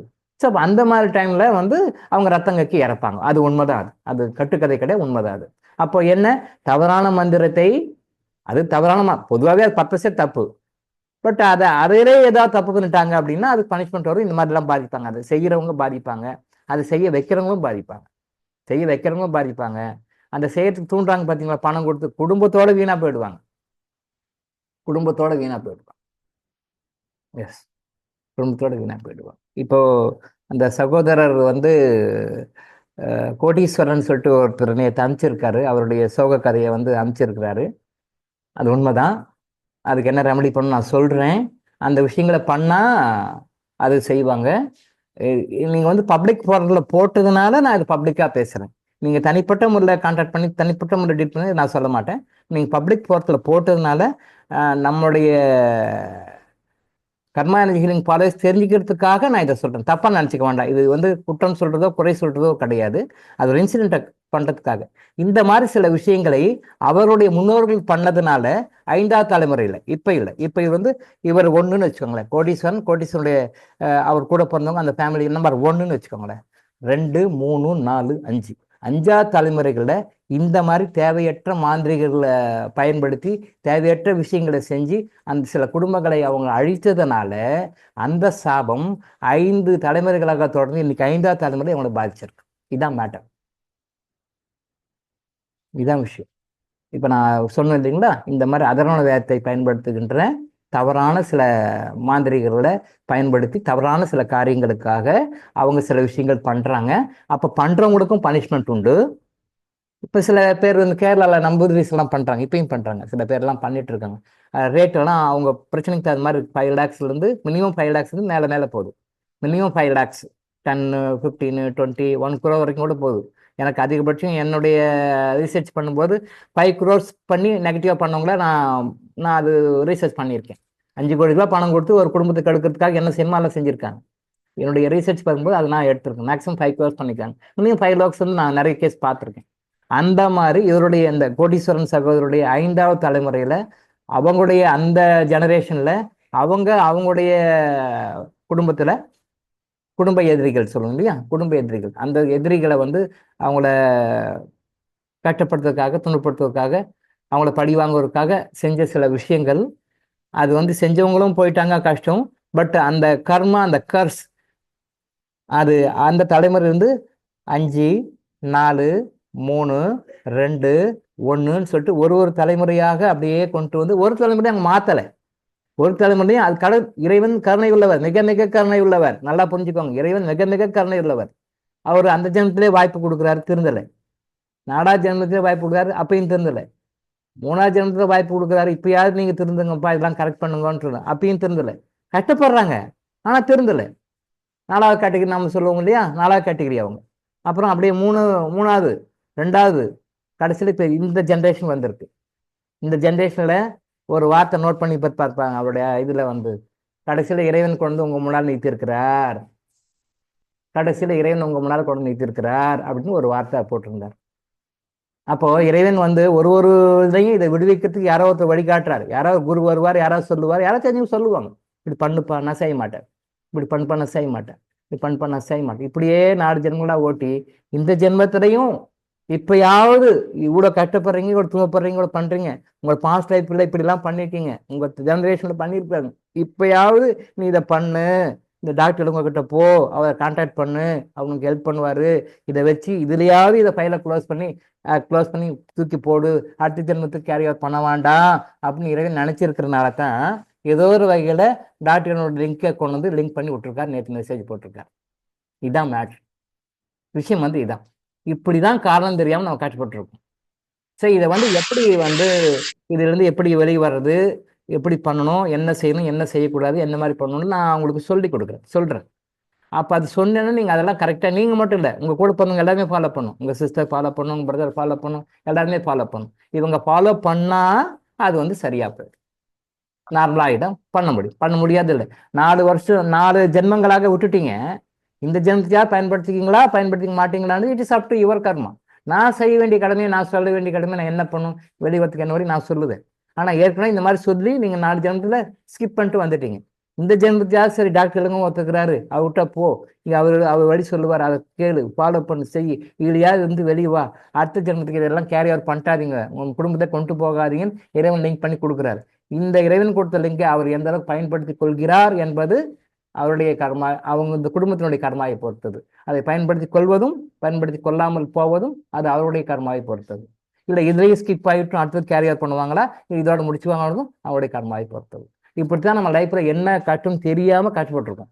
ஏன் கஷ்டப்படுறோம்? Why we are suffering in our life? தெரியாம கஷ்டப்பட்டிருக்கோம். அதை நம்ம வந்து கர்மாஞ்சிங்களை டீகோட் பண்ணி கரெக்டாக கொடுக்கணும். இதெல்லாம் புரிஞ்சுக்கோங்க, இதெல்லாம் சரி பண்ணுங்க, இதெல்லாம் புரிஞ்சு சரி பண்ணி அவங்களுடைய பழைய கர்மக்களை இந்த ஜென்மத்தை கழிச்சு கிளியர் பண்ணி சந்தோஷமாக வாடுங்கள். அப்புறம் அதுக்கு பிறகு உயர்நிலை இறைவனுடைய ஆனந்த நிலையை அடைங்க அப்படின்னு நம்ம சொல்றோம். சரியா? இப்போ ஒரு விஷயம் சொன்னாரு, அதை மட்டும் சொல்லி முடிச்சிடுவோம். அமாவாசையானா எனக்கு அந்த பிரச்சனை அதிகமாகுது, பௌர்ணமியானா எனக்கு இந்த பிரச்சனை அதிகமாகுது அப்படின்னு சொல்லி ஒரு கோட் அது ஒரு இடத்துல மென்ஷன் பண்ணியிருந்தார். இது வந்து அவருக்கு மட்டும் இல்லை, நிறைய பேருக்கு இருக்கும். லைஃப்ல நல்லா நோட் பண்ணி பாருங்க. நிறைய பேருக்கு, உங்களுக்கு, உங்க தெரிஞ்சவங்களுக்கும், உங்க சர்க்கிளில், ரிலேஷன்ஷிப் சர்க்கிளில், ஃபேமிலி சர்க்கிளில் நிறைய பேருக்கு இது இருக்கும். அமாவாசையான சில பிரச்சனைகள் அவங்களுக்கு வரும், பௌர்ணமியான சில பிரச்சனைகள் வரும். இதுக்கு என்ன காரணம் அப்படின்னு சொல்லி சொன்னா ஆங்கில முறை மருத்துவத்துக்கு தெரியாது, அது இன்னும் அந்த அளவுக்கு டெவலப் ஆகலை. பட் பௌர்ணமி அன்னைக்கு ஒரு பிரச்சனை உங்களுக்கு, பௌர்ணமி நெருங்க அதிகமாகுது, பௌர்ணமி முடிஞ்ச பிறகு குறையுது, அமாவாசை நெருங்க அதிகமாகுது, அமாவாசை முடிஞ்ச பிறகு குறையுதுன்னு உங்க லைஃப்ல ஒரு பிரச்சனை இருந்தால், அது நோயா இருந்தாலும் சரி, வேற பிரச்சனைகளும் சரி, ரெண்டுமே இருக்கு. நோய்களும் அதிகரிக்கும், பிரச்சனைகளும் அதிகரிக்கும். அந்த மாதிரி அதிகரிக்குது அப்படின்னு சொல்லி சொன்னா நல்லா புரிஞ்சுக்கங்க, 2 விஷயம் உங்க லைஃப்ல இருக்கு. நம்பர் 1, பாஸ்ட் லைஃப்ல உங்களுடைய முன்னோர்கள் செஞ்ச தவறான சில விஷயங்களால அந்த நெகட்டிவ் எனர்ஜி உங்களுக்கு பாதிக்குதுன்னு அர்த்தம். பாஸ்ட் லைஃப்பில் உங்களுடைய முன்னோர்கள், நீங்கள் இல்லை, உங்கள் முன்னோர்கள் செஞ்ச தப்புனால வாங்கின சாபங்களால் அது உங்களுக்கு இருக்குன்னு அர்த்தம். 1. 2வது, நம்மளோட முன்னாடி வாழ்ந்த இப்போ மறுபிறவி எடுக்காத, நல்லா புரிஞ்சுக்கோங்க, நாம வாழ்ந்தோம், இப்பயும் வாழ்றோம், இனிமேலும் வாழ்வோம். அப்போ நம்ம முற்பிறவிகள் நாம வாழ்ந்தோம், வாழ்ந்தவங்க அவங்களும் இறக்குறாங்க, நாமளும் இறக்குறோம், நாம இறந்து மறுபிறவி எடுத்து வந்துடுறோம். ஆனா அவங்க மறுபிறவி எடுக்கல. நீ முன்னாடி ட்ரெயினில் போ, நான் பின்னாடி ட்ரெயினில் வரான்ற மாதிரி. இப்போ ட்ரெயின் டிக்கெட் எடுத்துருப்பாங்க, வெயிட் பண்ணுவாங்க, ட்ரெயின் வந்துடும், அவசரப்பட்டு ஃபஸ்ட்டு ஏறிடுவாங்க, பின்னாடி வருவாங்க, பின்னாடி நின்றுடுவாங்க. பிகாஸ் அவங்க அடுத்த ட்ரெயினில் தான் வருவாங்க இல்லையா? பார்க்குறோம் இல்லையா? ஒரு ட்ரெயின் குரூப்பாக ஒரு 10 பேர் டிக்கெட் எடுக்கிறோம், ட்ரெயின் வந்துருச்சு, நேரம் அவங்க 4-5 பேர் பின்னாடி வராங்க, இவங்க வராங்க, அவங்க ஏறிடுவாங்கன்னு நினச்சி நீங்கள் ஏறிடுறீங்க, அவங்களும் ஏறிடுவாங்க வண்டியில், நீங்கள் நினச்சி ஏறிடுறீங்க. கடைசியில் பார்த்தா அவங்க ஏறாம விட்டுட்டுப்பாங்க, ட்ரெயின் மிஸ் ஆகிடும். அப்போ உடனே போனிருப்பாங்க, ஐயோ நான் ஏறினீங்க இல்லையா, இல்லை சரி நான் அடுத்த ஸ்டேஷனுக்கு வரேன், நீங்கள் என்ன பண்ண, அடுத்த ஸ்டேஷன் நான் இறங்கிக்கிறேன், நீ வந்துரு அப்படின்னு சொல்லுவாங்க. போனதெல்லாம் பார்த்துருக்கோம், நான் ட்ரெயின் நானே கூட பார்த்துருக்கேன். 2 ஸ்டேஷன் கழிச்சு அப்புறம் இவங்க இறங்குவாங்க, அப்புறம் 2 ஸ்டேஷன் அவங்க வருவாங்க, அப்புறம் ஒன்றா கூடுவாங்க. அப்படி இல்லைன்னா நான் போயிடுறேன் அங்கேயே ஸ்டேஷனில் இறங்கிக்கிறேன், நீ பின்னாடி வா, அடுத்த ட்ரெயினில் வா இல்லையா? இது ரியலாக லைஃப் நான் பார்ப்போம். அதே மாதிரி ட்ரெயின் ட்ராவல் மாதிரி, நான் இங்கே பிறகு எடுத்து முன்னாடி வந்துட்டீங்க, அவங்க பிறகு எடுக்காமல் இன்னும் பெண்டிங் இருப்பாங்க. அவங்க என்ன பண்ணுவாங்க, இங்கே நம்ம எப்படி சண்டை பிடிச்சிக்கிறோம், வெட்டிக்கிறோம், மடிச்சிக்கிறோம், அது மாதிரி அவங்க அங்கே இருப்பாங்க, அவங்க படுத்திப்பாங்க, அவங்க டென்ஷன் ஆவாங்க, எமோஷனல் ஆவாங்க, அவங்க சில வகையில் உங்கள் லைஃப்பை பாதிப்பாங்க. அது இன்விசிபிளாக அவங்க உங்களை பாதிப்பாங்க. இந்த 2 விஷயங்கள் இருந்தால் தான் பௌர்ணமி அமாவாசையில உங்களுக்கு இந்த மாதிரி பிரச்சனைகள் வரும். புரிஞ்சுக்கோங்க, யாரா இருந்தாலும். இது கோடீஸ்வரன் சகோதரருக்காக வந்த விஷயம், பட் இது எல்லாருக்குமே பொருந்தக்கூடிய ஒரு விஷயம். நீங்க நல்லா நோட் பண்ணி பாருங்க. உங்களுக்கு தெரிஞ்சவங்களும் சரி, உங்க உறவினர்களும் சரி, உங்களுக்கு வேண்டப்பட்ட தெரிஞ்சவங்களும் சரி, யாருக்காவது ஒரு பௌர்ணமி டைம்லயோ அமாவாசை டைம்லயோ ஒரு பிரச்சனை ஜாஸ்தி ஆகுது, இல்லை நோய்கள் அதிகமாகுது அப்படின்னு சொன்னா இந்த 2 விஷயம் மைண்ட்ல ஆட்டோமேட்டிக்கா வந்துடணும். ஏற்கனவே அவங்களுடைய மூதாதையர்களை ஏதோ தப்பு பண்ணி கர்ஸ் வாங்கியிருக்கிறாங்க, அது வருது. அல்லது இவங்களோட பிறந்து வாழ்ந்து ஆனா மறுபிறவி இப்ப நீங்க எடுத்து வந்துட்டீங்க, அவங்க ஸ்டடக்கிஷா நின்ட்டாங்க, பின்னாடி நின்ட்டாங்க, ஏதோ காரணங்கள, கர்மிக் ரீசன் தான் அது. அது ஆராய்ச்சி பண்ணா அது பெரிய சப்ஜெக்ட். அவங்க பிறவி எடுக்கல, அவங்க ஒன்றும் ஆதிக்கத்தில் இருக்கிறாங்க. அவங்க உங்களுக்கு நிறைய குடைச்சல் பிரச்சனைகள் கொடுத்துட்டு இருப்பாங்க. அது இன்விசிபிளா கொடுப்பாங்க, உங்களுக்கு தெரியும். உங்களுக்கு நடக்கிற விஷயம் தான் நேச்சுரலா கேஷுவல் நடக்கிற மாதிரியே இருக்கும், ஆனா அது இன்விசிபிள் மேட்டர், அது கண்ட்ரோல் பண்ணாது. இது 2. 3வது அடிஷனல் சொன்னா, சில பேர் பர்பஸா ஏவல் பில்லி செய்வன்னு செஞ்சிருப்பாங்க இந்த வேர்ல்டுல. இப்போ பாஸ்ட் லைஃப் சம்மந்தப்பட்ட விஷயம் 2, ப்ரெசன்ட் லைஃப் சம்மந்தப்பட்ட விஷயம் 1, மொத்தம் 3. இந்த லைஃப்ல நமக்கு ஆப்போசிட்டா எதிரிகள் ஏவல் பில்லி செய்வன்னு இந்த மாதிரிலாம் செஞ்சிருப்பாங்க. அதெல்லாம் உண்மையா சார்? கண்டிப்பா உண்மைதான். சில பேர் அதெல்லாம் இல்லை சார், பொய் சார் அப்படின்னு சொல்லி, இல்லை. அந்த அனுபவம் அவங்க லைஃப்ல வராத வரைக்கும் அது கற்பனையாக இருக்கும், பொய்யாக இருக்கும், பொருட்டாக இருக்கும். அது பித்தலாட்ட வேலைன்னு அவங்க நினைச்சிட்டு இருப்பாங்க. பட் அந்த அனுபவம் அவங்களுக்கு ஒரு சூழ்நிலை காலகட்டத்தில் வரும்போது தான் அது உண்மை என்று உணர்வார்கள். இந்த ஏவல் பில்லி செய்வனை எல்லாம் 100% உண்மை, 100% உண்மை. அது இல்லாம இல்லை, அது இருக்கு. அந்த மாதிரி ஏதாவது உங்களுக்கு யாராவது பண்ணி வச்சிருந்தாங்க, உங்களுக்கோ உங்க குடும்பத்துக்கோ உங்களை வேண்டப்பட்டவங்களுக்கோ உங்க அன்புகளுக்கோ பண்ணி வச்சாங்கன்னா, இந்த மாதிரி அமாவாசை பௌர்ணமி அக்ரவேஷன் பண்ணி காட்டும். ஸோ இந்த 3 கேட்டகரி தான். இன்விசிபிளான 2 கேட்டகரி. அதே பிசிக்கல் வேர்ல்டுன்னா கண்ணுக்கு தெரியாத, ஆனா நம்மளோட வாழ்கின்ற யாரோ ஒருத்தர் எங்கேயோ ஒன்று பண்ணியிருப்பாங்க. அது இந்த 3ம் மட்டும் இருந்தா தான் அமாவாசை டைம்ல, பௌர்ணமி டைம்ல உங்களுக்கு இந்த பிரச்சனை தூக்கி விடும், நோய்கள் தூக்கி விடும். அப்போ அதுக்குன்னா ரெமெடி தான் நீங்க பண்ண முடிய, நீங்க எந்த டாக்டர்கிட்ட போய் எந்த ட்ரீட்மெண்ட் எடுத்தாலும் அந்த மருந்து வேலை செய்யாது. இன்னும் பிரச்சனை ஜாஸ்தி தான் பண்ணி விடும் ஒழிய, அவங்க நோயை அதிகப்படுத்தும், உங்க பிரச்சனை ஜாஸ்திப்படுத்தின ஒழிய, இந்த பிரச்சனை ஜாஸ்திப்படுத்தும், நோய்களை அதிகப்படுத்தும் ஒழிய நோய் குணமாகாது. உங்களுடைய பிரச்சனைகள் இன்னும் அதிகமாகும், இன்னும் கொஞ்சம் இன்டென்சிட்டி ஆஃப் சஃபரிங் ஜாஸ்தி ஆகும் ஒழிய குறையாது. அதனால ஈவன் இந்த குரூப்ல இருக்கிற டாக்டர்ஸ் கூட நான் சொல்லிக்கிறேன், எந்த ஃபார்ம்ல டாக்டர்ஸாக இருந்தாலும் சரி, எந்த ஃபீல்டில் டாக்டர்ஸாக இருந்தாலும் சரி, எனி மெடிக்கல் டாக்டர்ஸ், எந்த மெடிக்கல் டாக்டராக இருந்தால் கூட உங்ககிட்ட ஒரு பேஷண்ட் யாராவது வராங்கன்னா அவங்களுக்கு அமாவாசை டைம்ல பிரச்சனை ஜாஸ்தி ஆகுது, பௌர்ணமி டைம்ல ஜாஸ்தி ஆகுது அப்படின்னு சொன்னா, தயவு செஞ்சு இந்த விஷயத்தை புரிஞ்சுங்க. இன்விசிபிள் மேட்டர்ஸ் அங்கே விளையாடுதுன்னு அர்த்தம். அப்போ நீங்கள் அவங்களுக்கு எந்த ட்ரீட்மெண்ட் கொடுத்தாலும் ஒர்க் அவுட் ஆகாது, அக்ரவேஷன் ஆகும். அப்போ அவங்களுக்கு சரியான கைடன்ஸ் கொடுத்து, சரியான பர்சன் கிட்ட போயிட்டு சரியான ட்ராப்பர் பண்ணி அதை சரி பண்ண சொல்லுங்க. அது சரி பண்ணாதான் உங்களுக்கு அந்த ட்ரீட்மெண்ட் கொடுக்குறது ஒர்க் அவுட் ஆகும், வேலையாகும். அவங்ககிட்ட வாங்குற ஃபீஸ் நமக்கு குட் கர்மாவாக சேரும். டாக்டர்ஸ்க்கு சொல்றேன், எனி டைப் ஆஃப் டாக்டர்ஸ் சொல்றேன். அப்போ அதை அவங்களுக்கு சொல்லுங்க. இந்த மாதிரி இருக்கு, இது வந்து அமானுஷமான விஷயம், இன்விசிபிளான விஷயம், இதுக்கு எங்க மருந்தெல்லாம் வேலை செய்யாது, இது வேஸ்ட்டு, செலவு பண்ணாதீங்க அப்படின்னு அட்வைஸ் சொல்லி அனுப்பிச்சு விட்டுடுங்க. அப்போ போனா எனக்கு பீஸ் போயிட்டு சார் இல்லை நீங்க இந்த மாதிரி சொல்லி அனுப்பிச்சிங்கனாலே இறைவன் நீங்க நல்லது பண்றீங்கன்னு சொல்லிட்டு உங்களுக்கு ஏதாவது வகையில் அவங்க மூலமா என்ன பீஸ் கிடைக்குமோ அது இறைவன் ஆசீர்வாதம் வேற வேலை வர வச்சு கொடுப்பார் கண்டிப்பா. ஐயோ கேஸ் போதே, எனக்கு வருமானம் போதே அப்படின்னு நினைக்காதீங்க, உண்மையை சொல்லி அனுப்பிச்சு விடுங்க. அப்போ உங்களுக்கு வருமானம் போக நீங்க நினைக்கிறீங்க ஐயோ இந்த கேஸ் வரல, இது வந்து வெளில போகுது, எனக்கு வருமானம் போகுது அப்படி நினைக்காதீங்க. இல்லை இல்லை, நீங்க சரியான விஷயம் செய்யும் பொழுது நீங்க அந்த கேஸை பார்த்தீங்கன்னா உங்களுக்கு என்ன கன்சல்டேஷன் ஃபீஸ் வருமோ, உங்களுக்கு என்ன மெடிக்கல் ஃபீஸ் வருமோ, இல்லை வேற என்ன ப்ராஃபிட் வருமோ, அதே மாதிரி பல மடங்கு ஆசீர்வாதமாக இறைவன் உங்களுக்கு ஏதாவது ஒரு வகையில கண்டிப்பா கொடுப்பார். சத்தியம் சத்தியம். இதனுடைய ரகசியம் பத்தி தெரிஞ்சதுனால நான் சொல்றேன், சத்தியமா வரும். நீங்க அது மாதிரி ராங் கைடன்ஸ் கொடுக்காதீங்க. அப்படி ராங் கைடன்ஸ் கொடுத்து நீங்க தப்பா ஒரு ட்ரீட்மெண்ட் மேல ட்ரீட்மெண்ட் கொடுத்துறீங்க, இங்க கொடுக்குறீங்க, அங்க கொடுக்குறீங்க, ட்ரீட்மெண்ட் கொடுக்குறீங்க, ஒரு லிமிட்டுக்கு மேல நார்மல் நீங்க வேற என்ன ரெஃபர் பண்ணி நீங்க ஒதுங்கிட்டீங்கன்னா கூட அவங்க கிட்ட நம்ம வாங்கின ஒரு காசுக்கும் நாம பதில் சொல்லி ஆகணும். நம்மளுடைய குடும்பம் பதில் சொல்லி ஆகணும், நம்முடைய தலைமுறை பதில் சொல்லி ஆகணும். சாதாரணமான விஷயம் இல்லை. இந்த மாதிரி தப்பா கைடன்ஸ் கொடுத்து தப்பா ட்ரீட்மெண்ட் பண்ணோம்னா அது நம்ம எந்த ஃபீல்ட் டாக்டர்ஸா இருந்தாலும் சரி அவங்க கிட்ட வாங்குற ஒரு பைசாவுக்கும் நாம பதில் சொல்லியே ஆகணும். நம்ம குடும்பத்துக்கு பதில் சொல்லியே ஆகணும், நம்ம பேர குழந்தைக்கு பதில் சொல்லியே ஆகணும், நம்ம தலைமுறையும் பதில் சொல்லி ஆகணும். அது கரெக்டா இன்ட்ரெஸ்ட் வட்டி கூட்டு வட்டி பெனால்ட்டி போட்டு கண்டிப்பா எடுத்துரும். பனிஷ்மெண்ட்டும் கொடுப்போம், லாஸ்க்கு லாஸும் ஆகும். பனிஷ்மெண்ட்டும் வாங்குறோம், கஷ்டப்பட்டு பனிஷ்மெண்ட் ஆகும். இது எல்லா டாக்டர்ஸுக்கும் பொருந்தும், எல்லா ஜோதிடர்களுக்கும் பொருந்தும், எல்லா டாக்டர்ஸ்க்கும் பொருந்தும், இன்க்ளூடிங் நீ என்னையும் சேர்த்து தான் சொல்றேன். எல்லா டாக்டர்ஸ்க்கும் பொருந்தும், எல்லா ஜோதிடர்களுக்கும் பொருந்தும், எல்லா மாந்திரிகளுக்கும் பொருந்தும். இந்த மாதிரி இன்விசிபிள் மேட்டர்ஸை டீல் பண்ற, கஷ்டங்களை துடைக்கின்ற பொறுப்புல இருக்கின்ற எல்லாருக்குமே பொருந்தும். திரும்பவும் சொல்றேன், எல்லா டாக்டர்ஸுக்கும் இது பொருந்தும், என்னையும் சேர்த்து. எல்லா ஜோதிடர்களுக்கும் பொருந்தும். தப்பான கைடன்ஸ் கொடுக்கக்கூடாது, தப்பான பரிகாரம் சொல்லக்கூடாது. தப்பான பரிகாரம் கொடுத்தோம்னாலோ தப்பான இந்த மாதிரி பண்ணுங்க அப்படி பண்ணுங்க, இது சாப நிவர்த்தி அப்படி இப்படி சொன்னாலும் ஒரு ஜோதிடரும் பதில் சொல்லி ஆகணும். தலைமுறைக்கும் அவங்க கிட்ட வாங்குற ஒரு காசுக்கும் நாம வந்து பெனால்ட்டி கொடுத்தே ஆகணும். அசல் வட்டி போட்டு நம்மகிட்ட எடுத்தே தீரும். பனிஷ்மெண்ட் கண்டிப்பா உண்டு ஜோதிடர்களுக்கு, தவறான வழிகாட்டுதல் கொடுத்தோம்னா. மாந்திரிகளும் சரி, மாந்திரிகத்தை நல்ல விஷயம் தான் பயன்படுத்தணும், நல்ல விஷயம் தான் பயன்படுத்தணும். மாந்திரிகத்தில் நல்லதும் இருக்கு கெட்டதும் இருக்கு, நல்ல விஷயம் பயன்படுத்தணும். தப்பான விஷயத்துல காசுக்காக பணத்துக்காக சுயநலத்துக்காக தவறான முறைகளை மாந்திரிகத்தை பயன்படுத்தணும்னா அந்த அடி சாதாரணமான அடி கிடையாது, மரண அடி. ஜென்மத்தும் தாக்க முடியாது. நிறைய பேர் தப்பு பண்றாங்க, காசுக்காக எது வேணாலும் பண்றாங்க, தப்பு. மாந்திரிகத்தை எதுக்கு செய்யணும்? நல்லதுக்கு மட்டும் செய்யணும், நல்லதுக்கு மட்டும்தான் செய்யணும், கெடுதலுக்கு பண்ணவே கூடாது. இன்னைக்கு நிறைய பேர் பண்ணிட்டு இருக்காங்க. பதில் சொல்லி ஆகணும். அவங்க கிட்ட வாங்குற ஒரு பைசாவுக்கும், இவங்களோட இல்லை, தலைமுறைக்கும், 10 தலைமுறை ஆனால் 100 தலைமுறை ஆனால் 1000 பதில் சொல்லி ஆகணும்.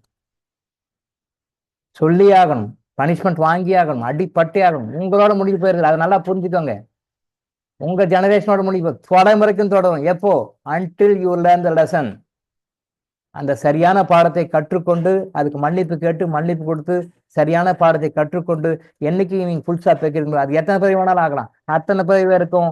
உங்களையும் உங்கள் குடும்பத்தை சார்ந்தவர்களையும் உங்களுடைய உறவினர்களையும் உங்களுடைய அன்புக்குரியவர்களையும் அத்தனையும் பாய்ச்சி பனிஷ்மெண்ட் கொடுக்கும். ஸோ தயவு செஞ்சு மாந்திரிகள் கூட நல்ல விஷயத்துக்கு பண்ணுங்க, தப்பு இல்லை. மாந்திரிகம் வந்து கடவுள் கொடுக்கப்பட்டதுதான், நல்ல விஷயத்தை கட்டு பயன்படுத்தாது. மருத்துவமும் அப்படிதான், ஜோதிடமும் அப்படித்தான், மாந்திரிகமும் அப்படித்தான். எல்லாமே வந்து பாசிட்டிவா நல்ல விஷயங்களுக்கு மட்டுமே பயன்படுத்த வேண்டும், நல்ல விஷயங்களுக்கு மட்டுமே பயன்படுத்த வேண்டும். தவறான விஷயம் பயன்படுத்தக்கூடாது. யாரும் கேட்கவும் யாரும் கிடையாது, யாரும் நம்ம கண்ட்ரோல் பண்ண மாட்டாங்க. நம்ம பண்ணா சுதந்திரம், முழு சுதந்திரத்தை மனிதனுக்கு கடவுள் கொடுத்துருக்காரு, மனிதன் கடவுள் முழு சுதந்திரம் கொடுத்துருக்காரு. அது தப்பா நம்ம பயன்படுத்துறோம், அதனால நம்ம கஷ்டப்படுறோம். ஆனால் தயவு செய்து மீண்டும் ஒரு மருத்துவர்களும் சரி, ஜோதிடர்களும் சரி, மாந்திரிகளும் சரி, இல்லை மற்ற கன்சல்டன்ட் சரி, முடிஞ்சா சரியா சொல்லணும், கரெக்டா சொல்லணும். தெரியலன்னா ஒதுங்கிக்கணும், அவங்க கர்மா பார்த்துக்கும். நம்ம போய் தேவையில்லாம நமக்கு இதெல்லாம் தெரியும், நான் பண்றேன் செய்யறேன்னு சொல்லிட்டு பணத்திற்காக தவறுகளை செய்யக்கூடாது. அறிந்து செய்தாலும் சரி, அறியாமல் செய்தாலும் சரி, தவறுதான். பனிஷ்மெண்ட் எல்லாருக்கும் உண்டு, இதை புரிஞ்சுக்கோங்க. இன்னைக்கு நம்ம இதோட கிளாஸ் முடிச்சுக்குவோம். ரொம்ப நேரம் ஆயிடுச்சு, 7:10 ஆயிடுச்சு. நாளைக்கு நான் மீண்டும் சந்திப்போம், சரியா? மிக்க நன்றிங்க. நன்றி, வணக்கம். கோடீஸ்வரன் பேசுறேங்க. இது பத்தி இது வரைக்கும் எங்களுக்கு தெரியாதுங்க. விடை தெரியல. நீங்க விடை சொன்னீங்கன்னா அதை நான் தீர்வு பண்ணி சரிப்படுத்திக்கிறீங்க. சரிம்மா சார், நான் சொல்றேன் சார், சொல்றேன். ஏதோ ஒரு வகையில வந்து உங்களுக்கு ஒரு லிங்க் கொடுத்து நீங்க மெசேஜ் போட்டிருந்தீங்க. சரிங்க. சில விஷயங்கள் சொல்லியிருக்கேன், அது வந்து தப்பா நினைச்சுக்காதீங்க. இல்லைங்க, ஏன் அதெல்லாம் நீங்க ஒண்ணும் பப்ளிக்கா போட்டதுனால பப்ளிக்கா சொன்னேன். இது எல்லாருக்கும் தெரிஞ்சுக்கிட்டோன்றதுதான். இல்லைங்க, தவறே கிடையாதுங்க. இல்லையா? பப்ளிக்ல தெரியறதுல ஒண்ணும் எனக்கு எந்த இது எல்லாரும் இதை தெரிஞ்சுக்கணும், எல்லாரும் இதை புரிஞ்சுக்கணும். இந்த கான்செப்ட் என்னமோ, because all are suffering, but what are the root causes for the suffering நிறைய பேர் தெரியல. நீ போனா பரிகாரம், இது நீ போனா பரிகாரம், இது போனா பரிகாரம், இது போனா ஏன் கஷ்டப்படுறோம், எதுக்காக கஷ்டப்படுறோம் யாருக்கும் தெரியல. அதை தான் நம்ம வந்து கர்ம எனர்ஜிகளை டீகோட் பண்ணி கரெக்டாக சொல்லிக் கொடுக்கும். பாயிண்ட் பாயிண்டா திங்க் பண்ணி சொல்லிக் கொடுக்கும். ஸோ இதை நீங்க லைஃப்ல புரிஞ்சுக்கிட்டீங்க அப்படின்னு சொல்லி சொன்னா லைஃப்ல கஷ்டப்பட மாட்டோம். கஷ்டத்துக்கு ஒரு முற்றுப்புள்ளி வச்சுடுவோம், அடுத்த லெவலுக்கு போகும். சரிங்களா? தப்பா நினைச்சுக்கோங்க. ஒரு அவேர்னஸ்க்காக எல்லாரும் தெரிஞ்சுக்கணும், இதை எல்லாரும் தெரிஞ்சுக்கணும், புரிஞ்சுக்கணும். ஓ இப்படியெல்லாம் இருக்கா அப்படின்னு தெரிஞ்சுக்கணுன்றதுக்காக தான் நம்ம இந்த விஷயத்த சொன்னோம். நான் பர்சனலாக நிறைய கைடன்ஸ் கொடுக்குறேன், அதை நீங்க ஃபாலோ பண்ணுங்க. கண்டிப்பா நீங்க வெளில வந்துடுறீங்க சார். இதுலயாவது நீங்க பயன்படுத்திக்கிறீங்களா இல்லை விட்டுறீங்களான்றது it is up to you, in your hands. நீங்க கண்டிப்பா அதை வந்து நான் கண்டிப்பா அடுத்த நான் செய்யறேன்னு இல்ல, இறைவன் வந்து என் மூலமா செய்யறாரு, அவ்வளவுதான்.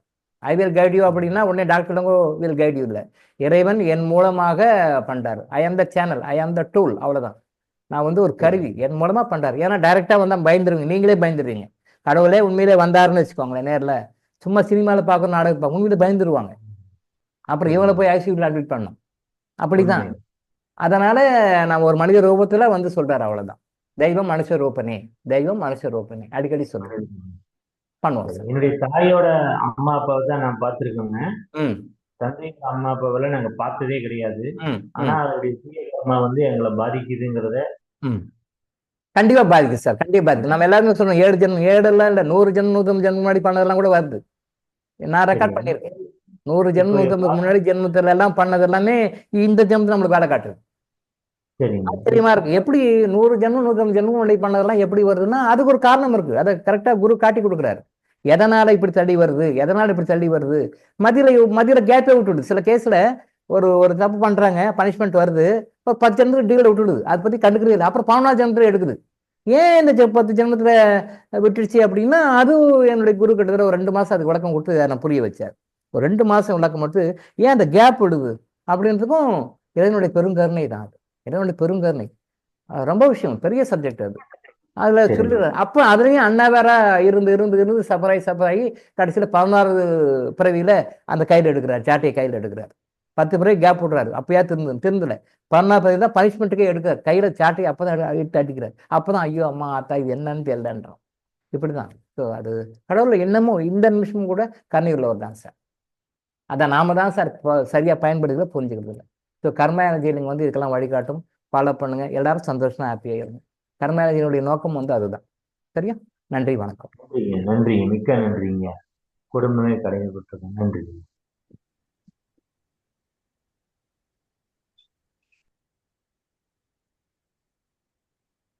நன்றிங்க ஐயா.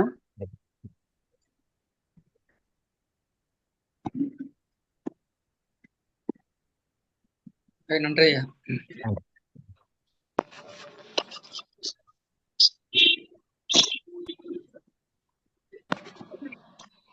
நன்றிங்க, நன்றி.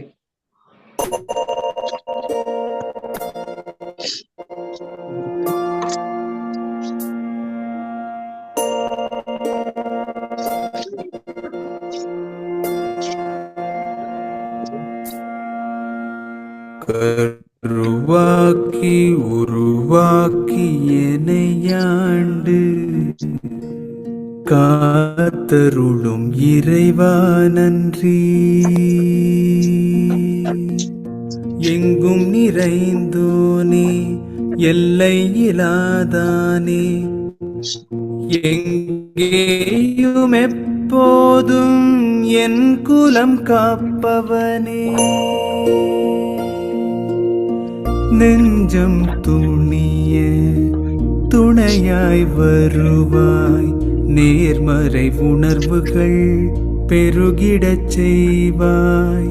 உடலில் உறுதியை பெரிதாய் தருவாய், உனை உணரும் அறிவை என்னுள்ளருள்வாய். சுற்றமனைத்தும் காப்பவனே, செய்தொழிலில் ஏற்றம் தருபவனே, எடுத்த செயலில் வெற்றி கொடு, என் ஆற்றல் பெருகிட அருளை கொடு.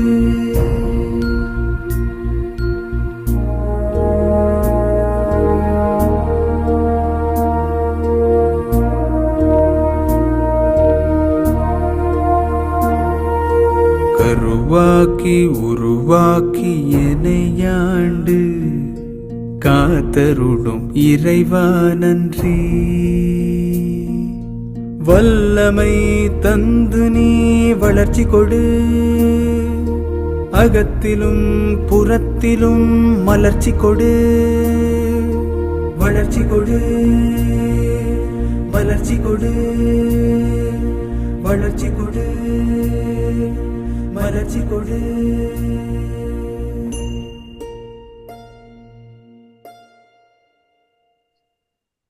நன்றிங்க ஐயா. நன்றி நன்றி நன்றி. தேங்க்யூ ஐயா. நன்றிங்க ஐயா. நன்றிங்க ஐயா. நன்றிங்க ஐயா. நன்றிங்க ஐயா. நன்றிங்க ஐயா. Thank you sir. நன்றி ஐயா. Thank you sir. நன்றி. நன்றிங்க ஐயா. நன்றி. நன்றிங்க ஐயா. Thank you sir. நன்றிங்க ஐயா. நன்றி நன்றி. தேங்க்யூ. நன்றிங்க ஐயா. நன்றி நன்றி.